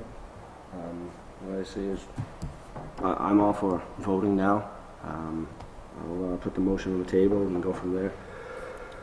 I motion to grant Granite Street Properties special exception, Article 6, Section E, for construction in areas with slopes 20% or greater, but less than 25%. The impact of the clearing and the development shall be minimum. By looking at the plan, they're staying away from the steep slopes. So I mean, it really is minimum to what they want to accomplish here. The erosion control plan during construction, we have a whole erosion plan. There's plenty of things in there in regards to what their plan is. And after us, there's plenty more people that are going to have to put stamps on everything, take a look at it. So I feel comfortable with that. The suitable drainage plan, they have the retention ponds, and there's plenty of drainage for post-development. I'm in favor. Yeah. I'll second. Okay. Any discussion? Could I ask a question? This is the basis of that you're saying that they've met all the criteria. Are you going on this as your plan that will be signed by this board? If you vote in favor of it, you have to... I'm basing off what we have here in hand. Which plan, though? You have a number of plans here. Some with no revision dates, some with no...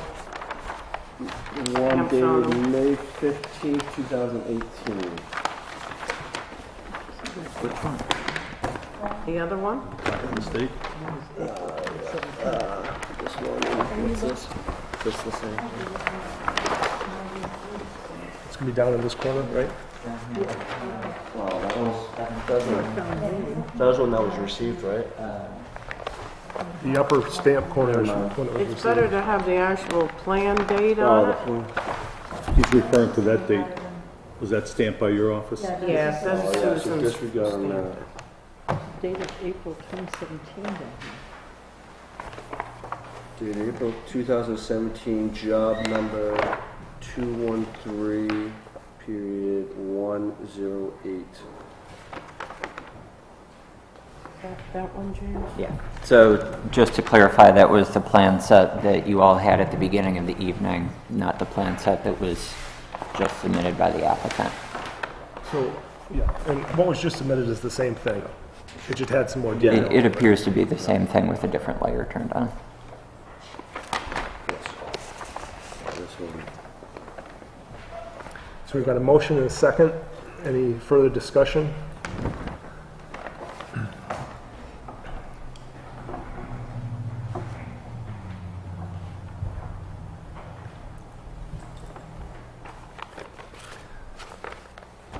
So, taking that perspective that James had laid out, that we're narrowing our concern to the 5,000 plus square feet that the road is impacting, we're going to leave the impact that the potential lot runoff may create, we're leaving that to the state review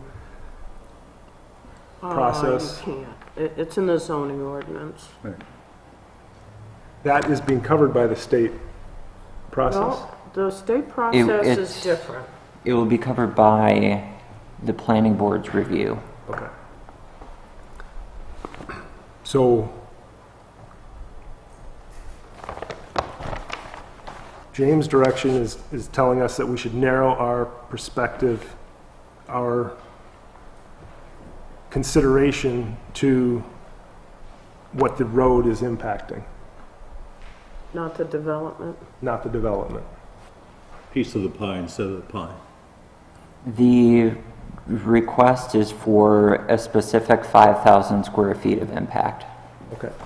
So, based on that interpretation, Justin, I appreciate the take you're on it. I understand and can agree with that. Any other thoughts? Discussion?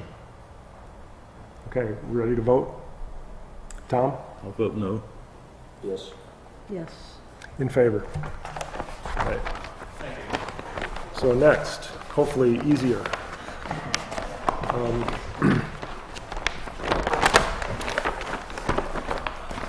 So I'm going to start, Mr. Chairman? Yes, please. So the other special exception Yep. that we were One moment, Mark, Oh. sorry. I just clarify, one of our members has to leave by Not 9? tonight. Hmm? Not tonight. Oh, thank you. Yeah. Thank you for, yeah. I just thought maybe we'd wait if, I said another hour. Normally it's 9:15, but I'm good tonight. Thank you. Go ahead. What's that? Okay, so the other special exception they're seeking tonight was Article 6, Section A4, that's the Wetland Overlay District. We're proposing 2 wetland crossings that we had discussed earlier. The total impact is 6,065 square feet. And I'm going to let Cindy speak on these.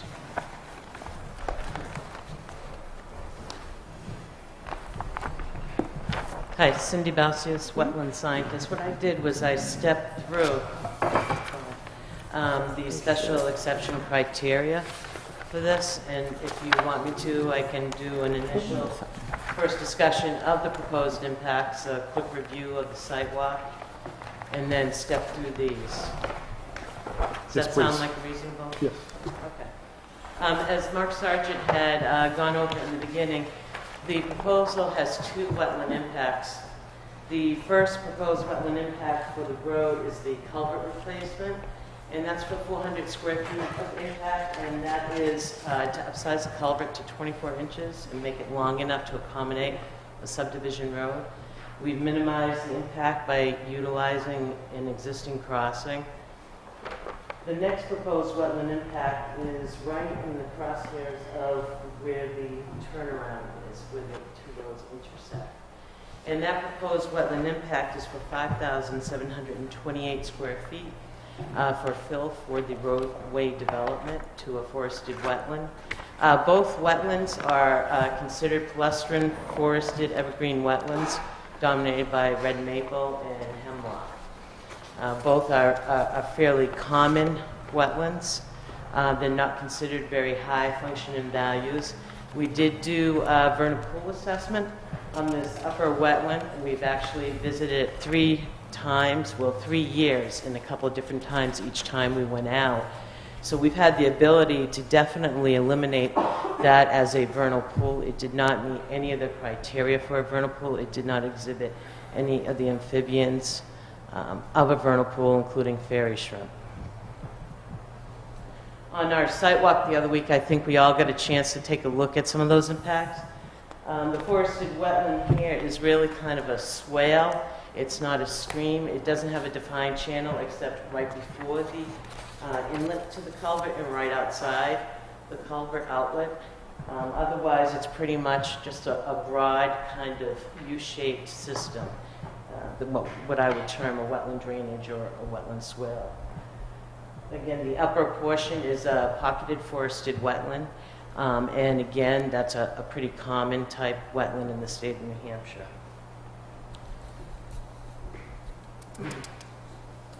As I went through the special exception requirements, it is a use that you guys are allowed to consider because it is a road.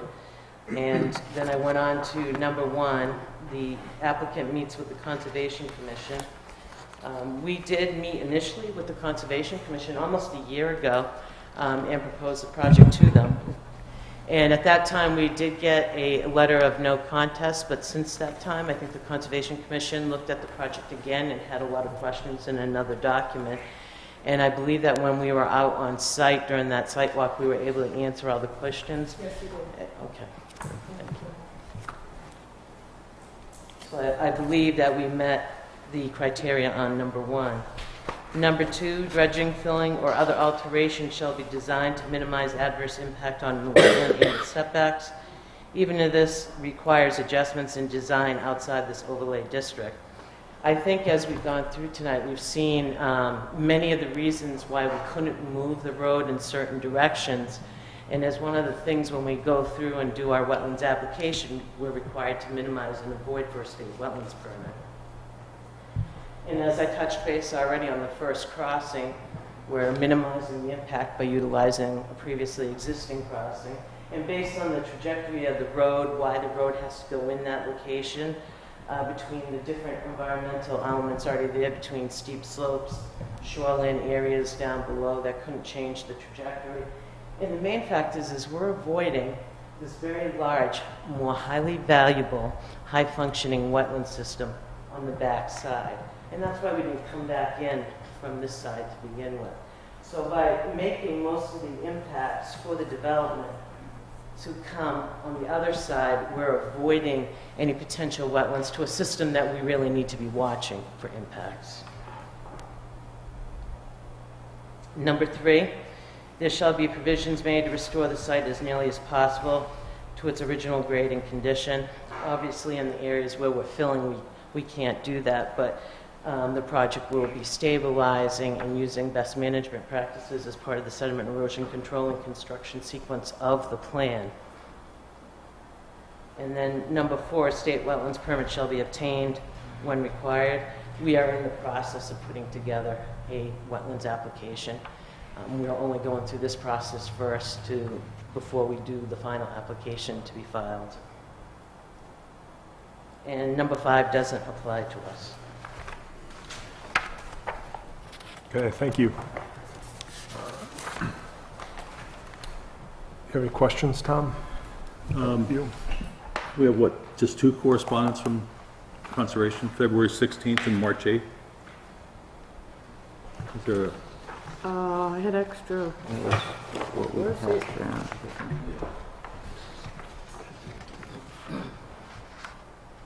Correct.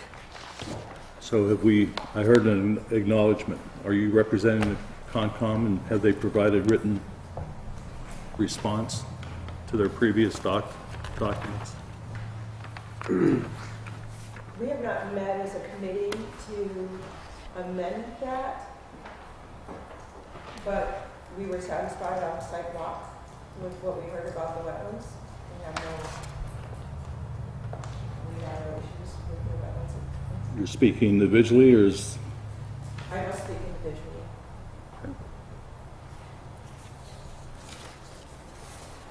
I have a question. Just a terminology question, I think, for the conservation person. In the correspondence from February 16th, on page 3, where you have such as 6,065 square feet, and this application would be a quote-unquote major impact. I was just curious, is that a term of art, or is that just like a general, your impression that it's a major impact? You know, is there like a chart that says if so many square feet, a That's certain tied to percentage is a major regulations. impact? That's tied to regulations. Yes, okay. That's regulatory language. But I don't know if it's accurate or not. Yes, I can actually answer that. Basically, there's 3 thresholds according to the state regulations. A minimum impact is anything 3,000 square feet or less. A minor is 3,000 square feet to 20,000 square feet. And then from 20,000 square feet on is considered a major application. So this would be a minor application.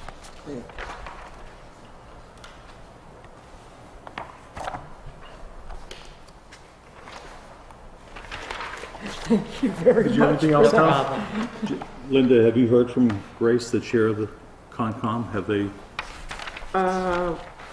given you a verbal or anything? Because they asked for some plans. What the agreement was at the site walk with the Conservation Commission was, this letter would be resent out. If any member of the Conservation Commission wanted to hold a work session to make amendments to it, they would send it to me, and then I would inform the chair. Okay. We had one request, but it was too late. I think it was Friday night or Saturday, and there wasn't enough time before today to post a meeting. But other than that, I have not heard from any member of the commission that they did say that they stood behind their letter, but they have not made any amendments to it. You're talking about the February 16th or the March 8th? March 8th.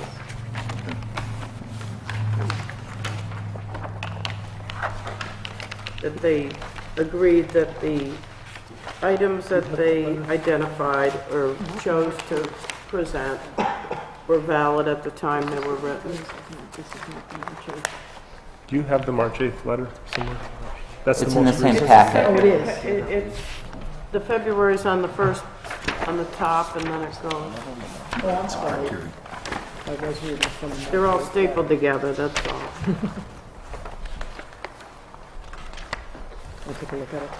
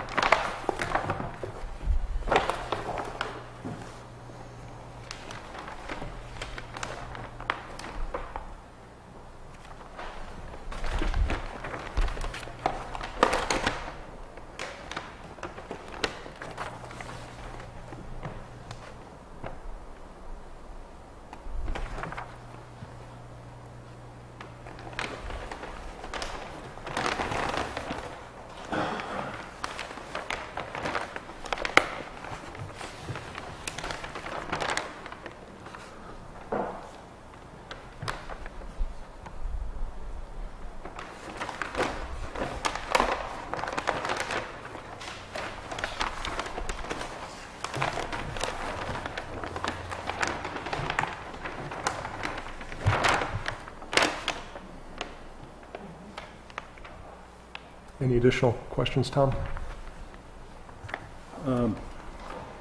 No, I would like to see a written response from the Conservation Commission to the March 8th letter, for the file to be presented to the planning board.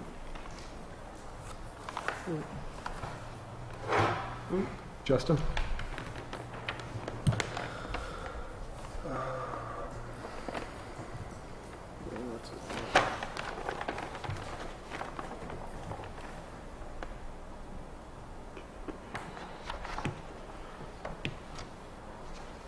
Lot 13 and 14. Oh no, disregard. Back to lot 14 and 15, right where that wetland crossing is. Is the driveway just south of that wetland? Just before that wetland? Okay.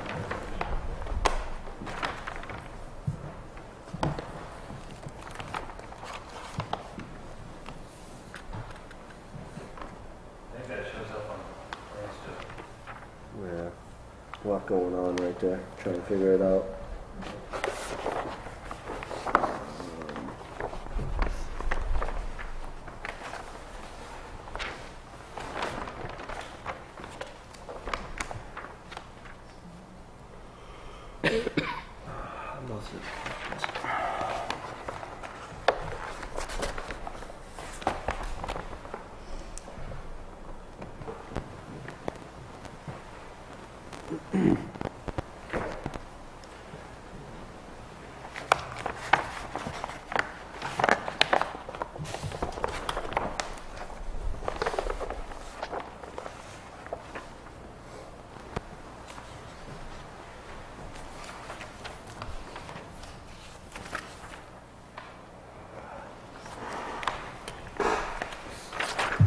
One more question.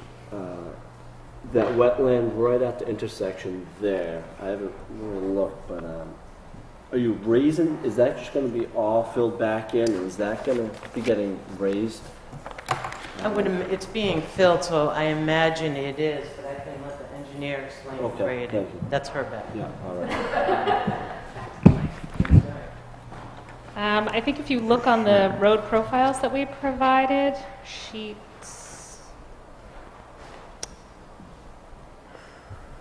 well, you can see it on C3. That wetland is right at the intersection, and so Station 10. We do have about 5 feet of fill proposed at the center line of the road in that area, so it will be higher. Is that whole wetlands getting filled in? The whole thing, yeah. Okay.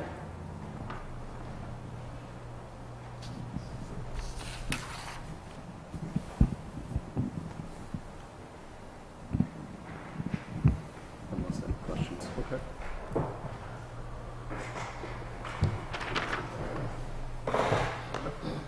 Anything?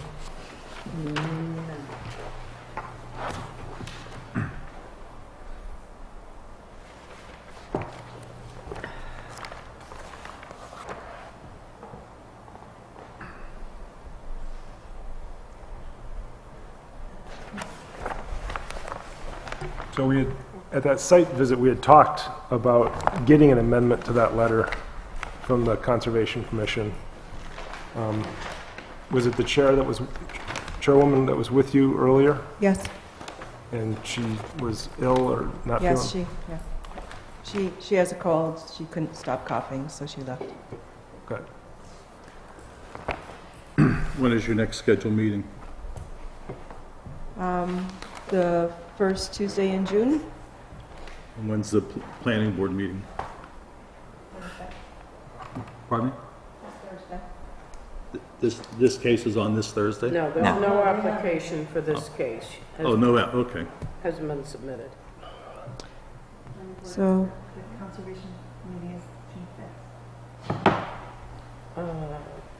So if this were to be submitted in June, the planning board would have their workshop on the 14th and the full meeting on the 28th. They typically do not hold public hearings at their workshop. So that would give them time to receive comments from the Conservation Commission at their workshop and review them prior to the meeting.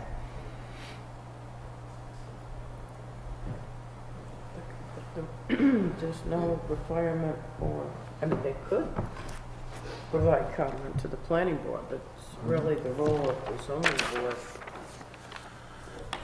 Well, we With have a special comments. exception. We have comments and we have verbal confirmation from one of the committee members. You know, so I'm comfortable with that, with a condition on an approval if we approve it. Are we able to put a condition on a special exception? Well, that's what I was just asking James about. There is a statute that does not allow boards to hold up reviewing an application based on certain state or federal permits not being in. But what's interesting about this is that the special exception requires that. Right. So to say that they've met the requirements of the special exception,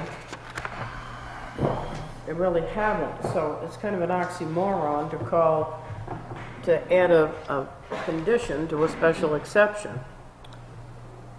Because So after the applicant meets with the Conservation Commission, findings by the Northwood Conservation Commission regarding the proposal are submitted with the special exception application, are reviewed by the ZBA, and are made a part of the record of the case. That doesn't say that the Conservation Commission's official comments have to be in favor. no, that's not what I'm talking about. I'm talking about the state wetlands permit hasn't been provided to this board. Oh. Yeah, I It's would... a requirement of a special exception.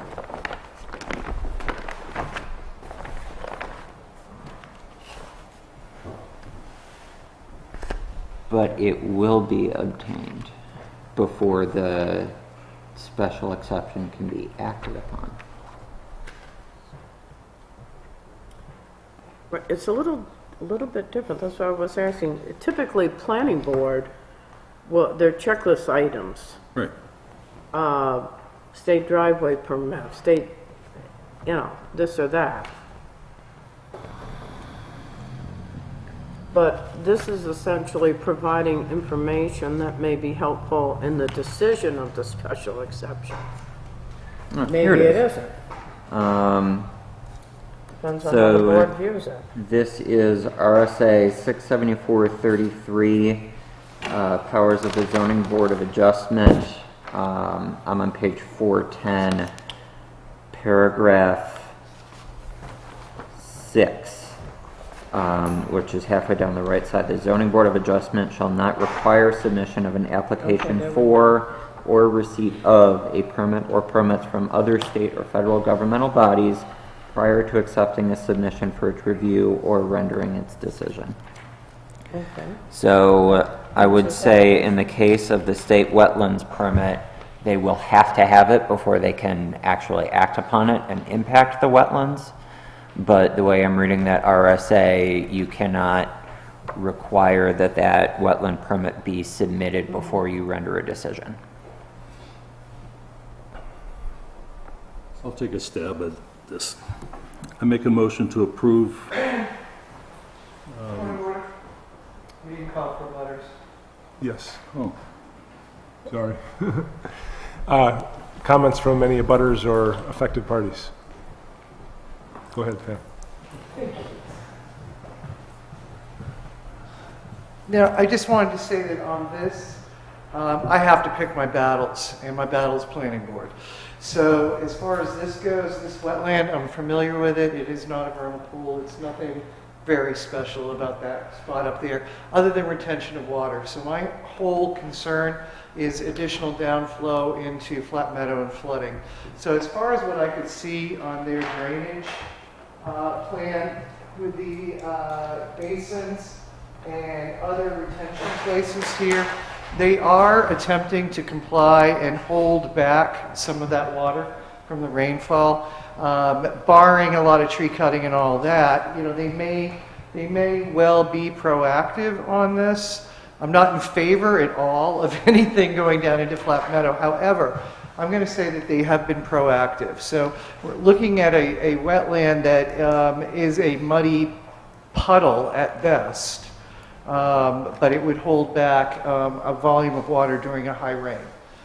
But if they've got a substitute plan in place, which if you look at C2, it would appear to me that they're really making a genuine attempt there to find a way to hold that water back. I'm still going to be arguing the quantity of homes being built, septic systems and all, but as far as this wetland, for me, this is not my battle. Thank you.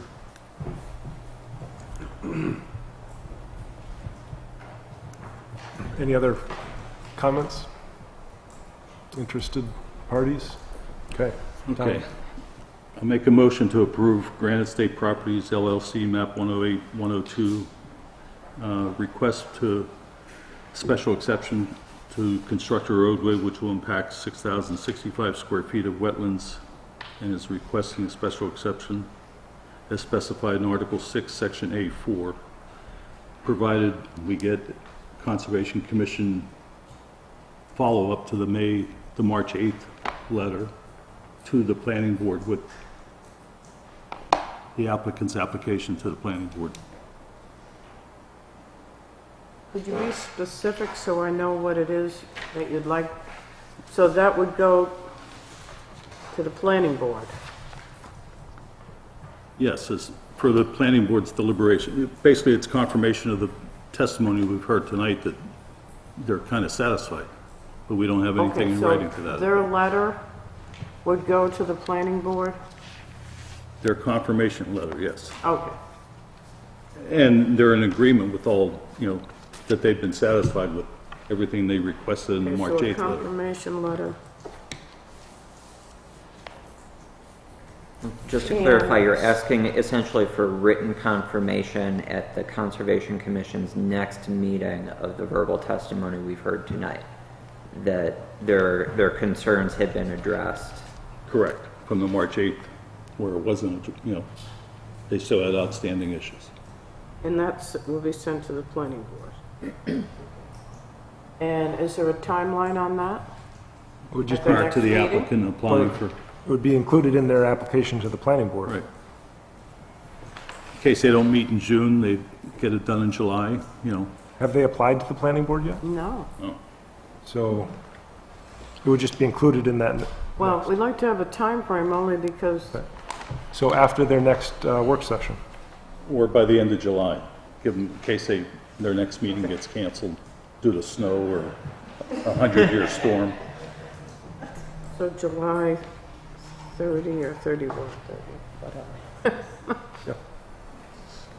And the state wetlands permit, was that part of it? I think the way I'm reading it's They've already a said condition that. Yeah. Right. stated. I think it's automatically part of it.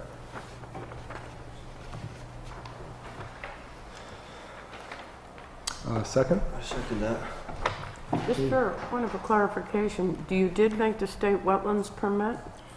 It's going to be required.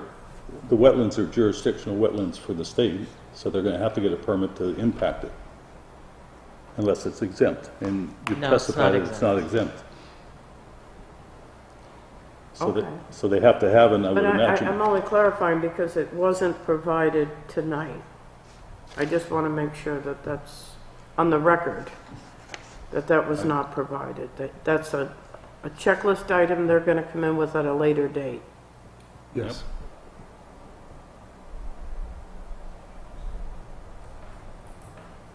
I second that, sir. In favor. Okay. Any additional discussion on that motion and second? Ready to vote? Tom? Yes. Yes. In favor?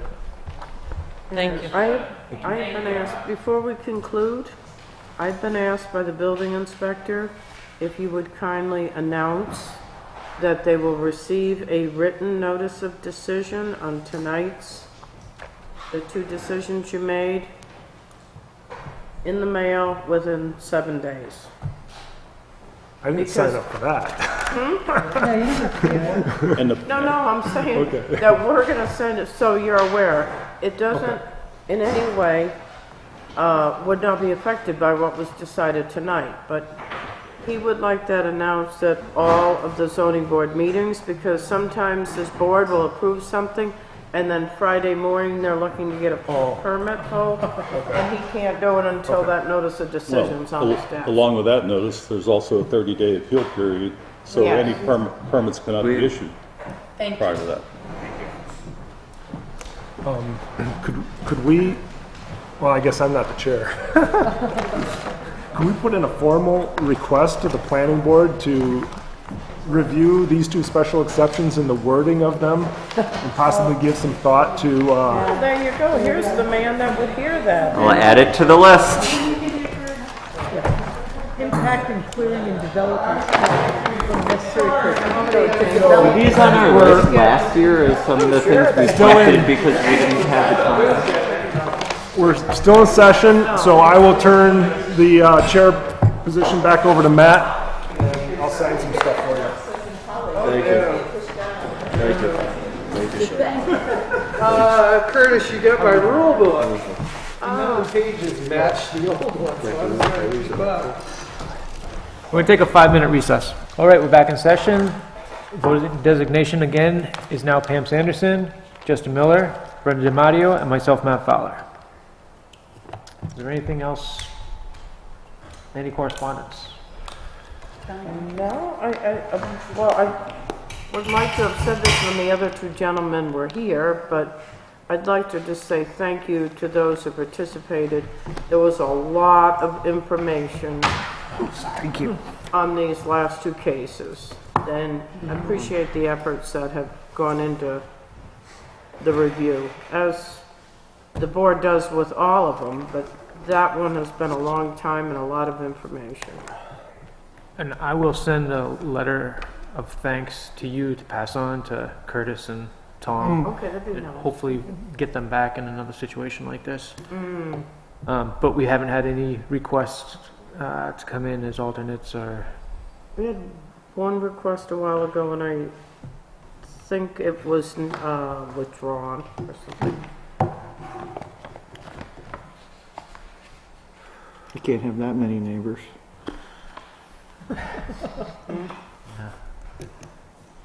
All right, I guess if there's nothing else. I did see Roger, who was on not that long ago. Really? Bump into him at a plant sale down in Epsom on Saturday, and he asked how things were going and tried to twist his arm to get him back. but- I've been chatting with Ruth up on Messenger. She's going through all her husband's stuff, and Okay, we're on apparently, the TV. well, this is a good shill for a 7-foot G.I. Joe aircraft carrier with fighter jets. She doesn't know what to do with it. So if we have any listeners out there that are interested in this 7-foot G.I. Joe with... Shall I put you in touch with her? But it was nice chatting with her. Do we have information on Babette? Babette did call today, and she asked about the second case, and I told her I thought that was going to be continued, and she said she is feeling much better and hopes to be back next month. Oh, great. Good. She was going to come tonight, but she didn't want to have to sit through the whole first one. Right. And I said, well, I'm not sure that we're even going to hear the second one, so. So, well, that's good news. Yeah, that's very good. Because I had not seen a tie before. So it was kind of interesting watching you guys deal with that. They're rare. I didn't even know how to word it. Yeah. That's a failed motion. Is there another motion? I make a motion to adjourn. Second? Second, all in favor say aye. Aye.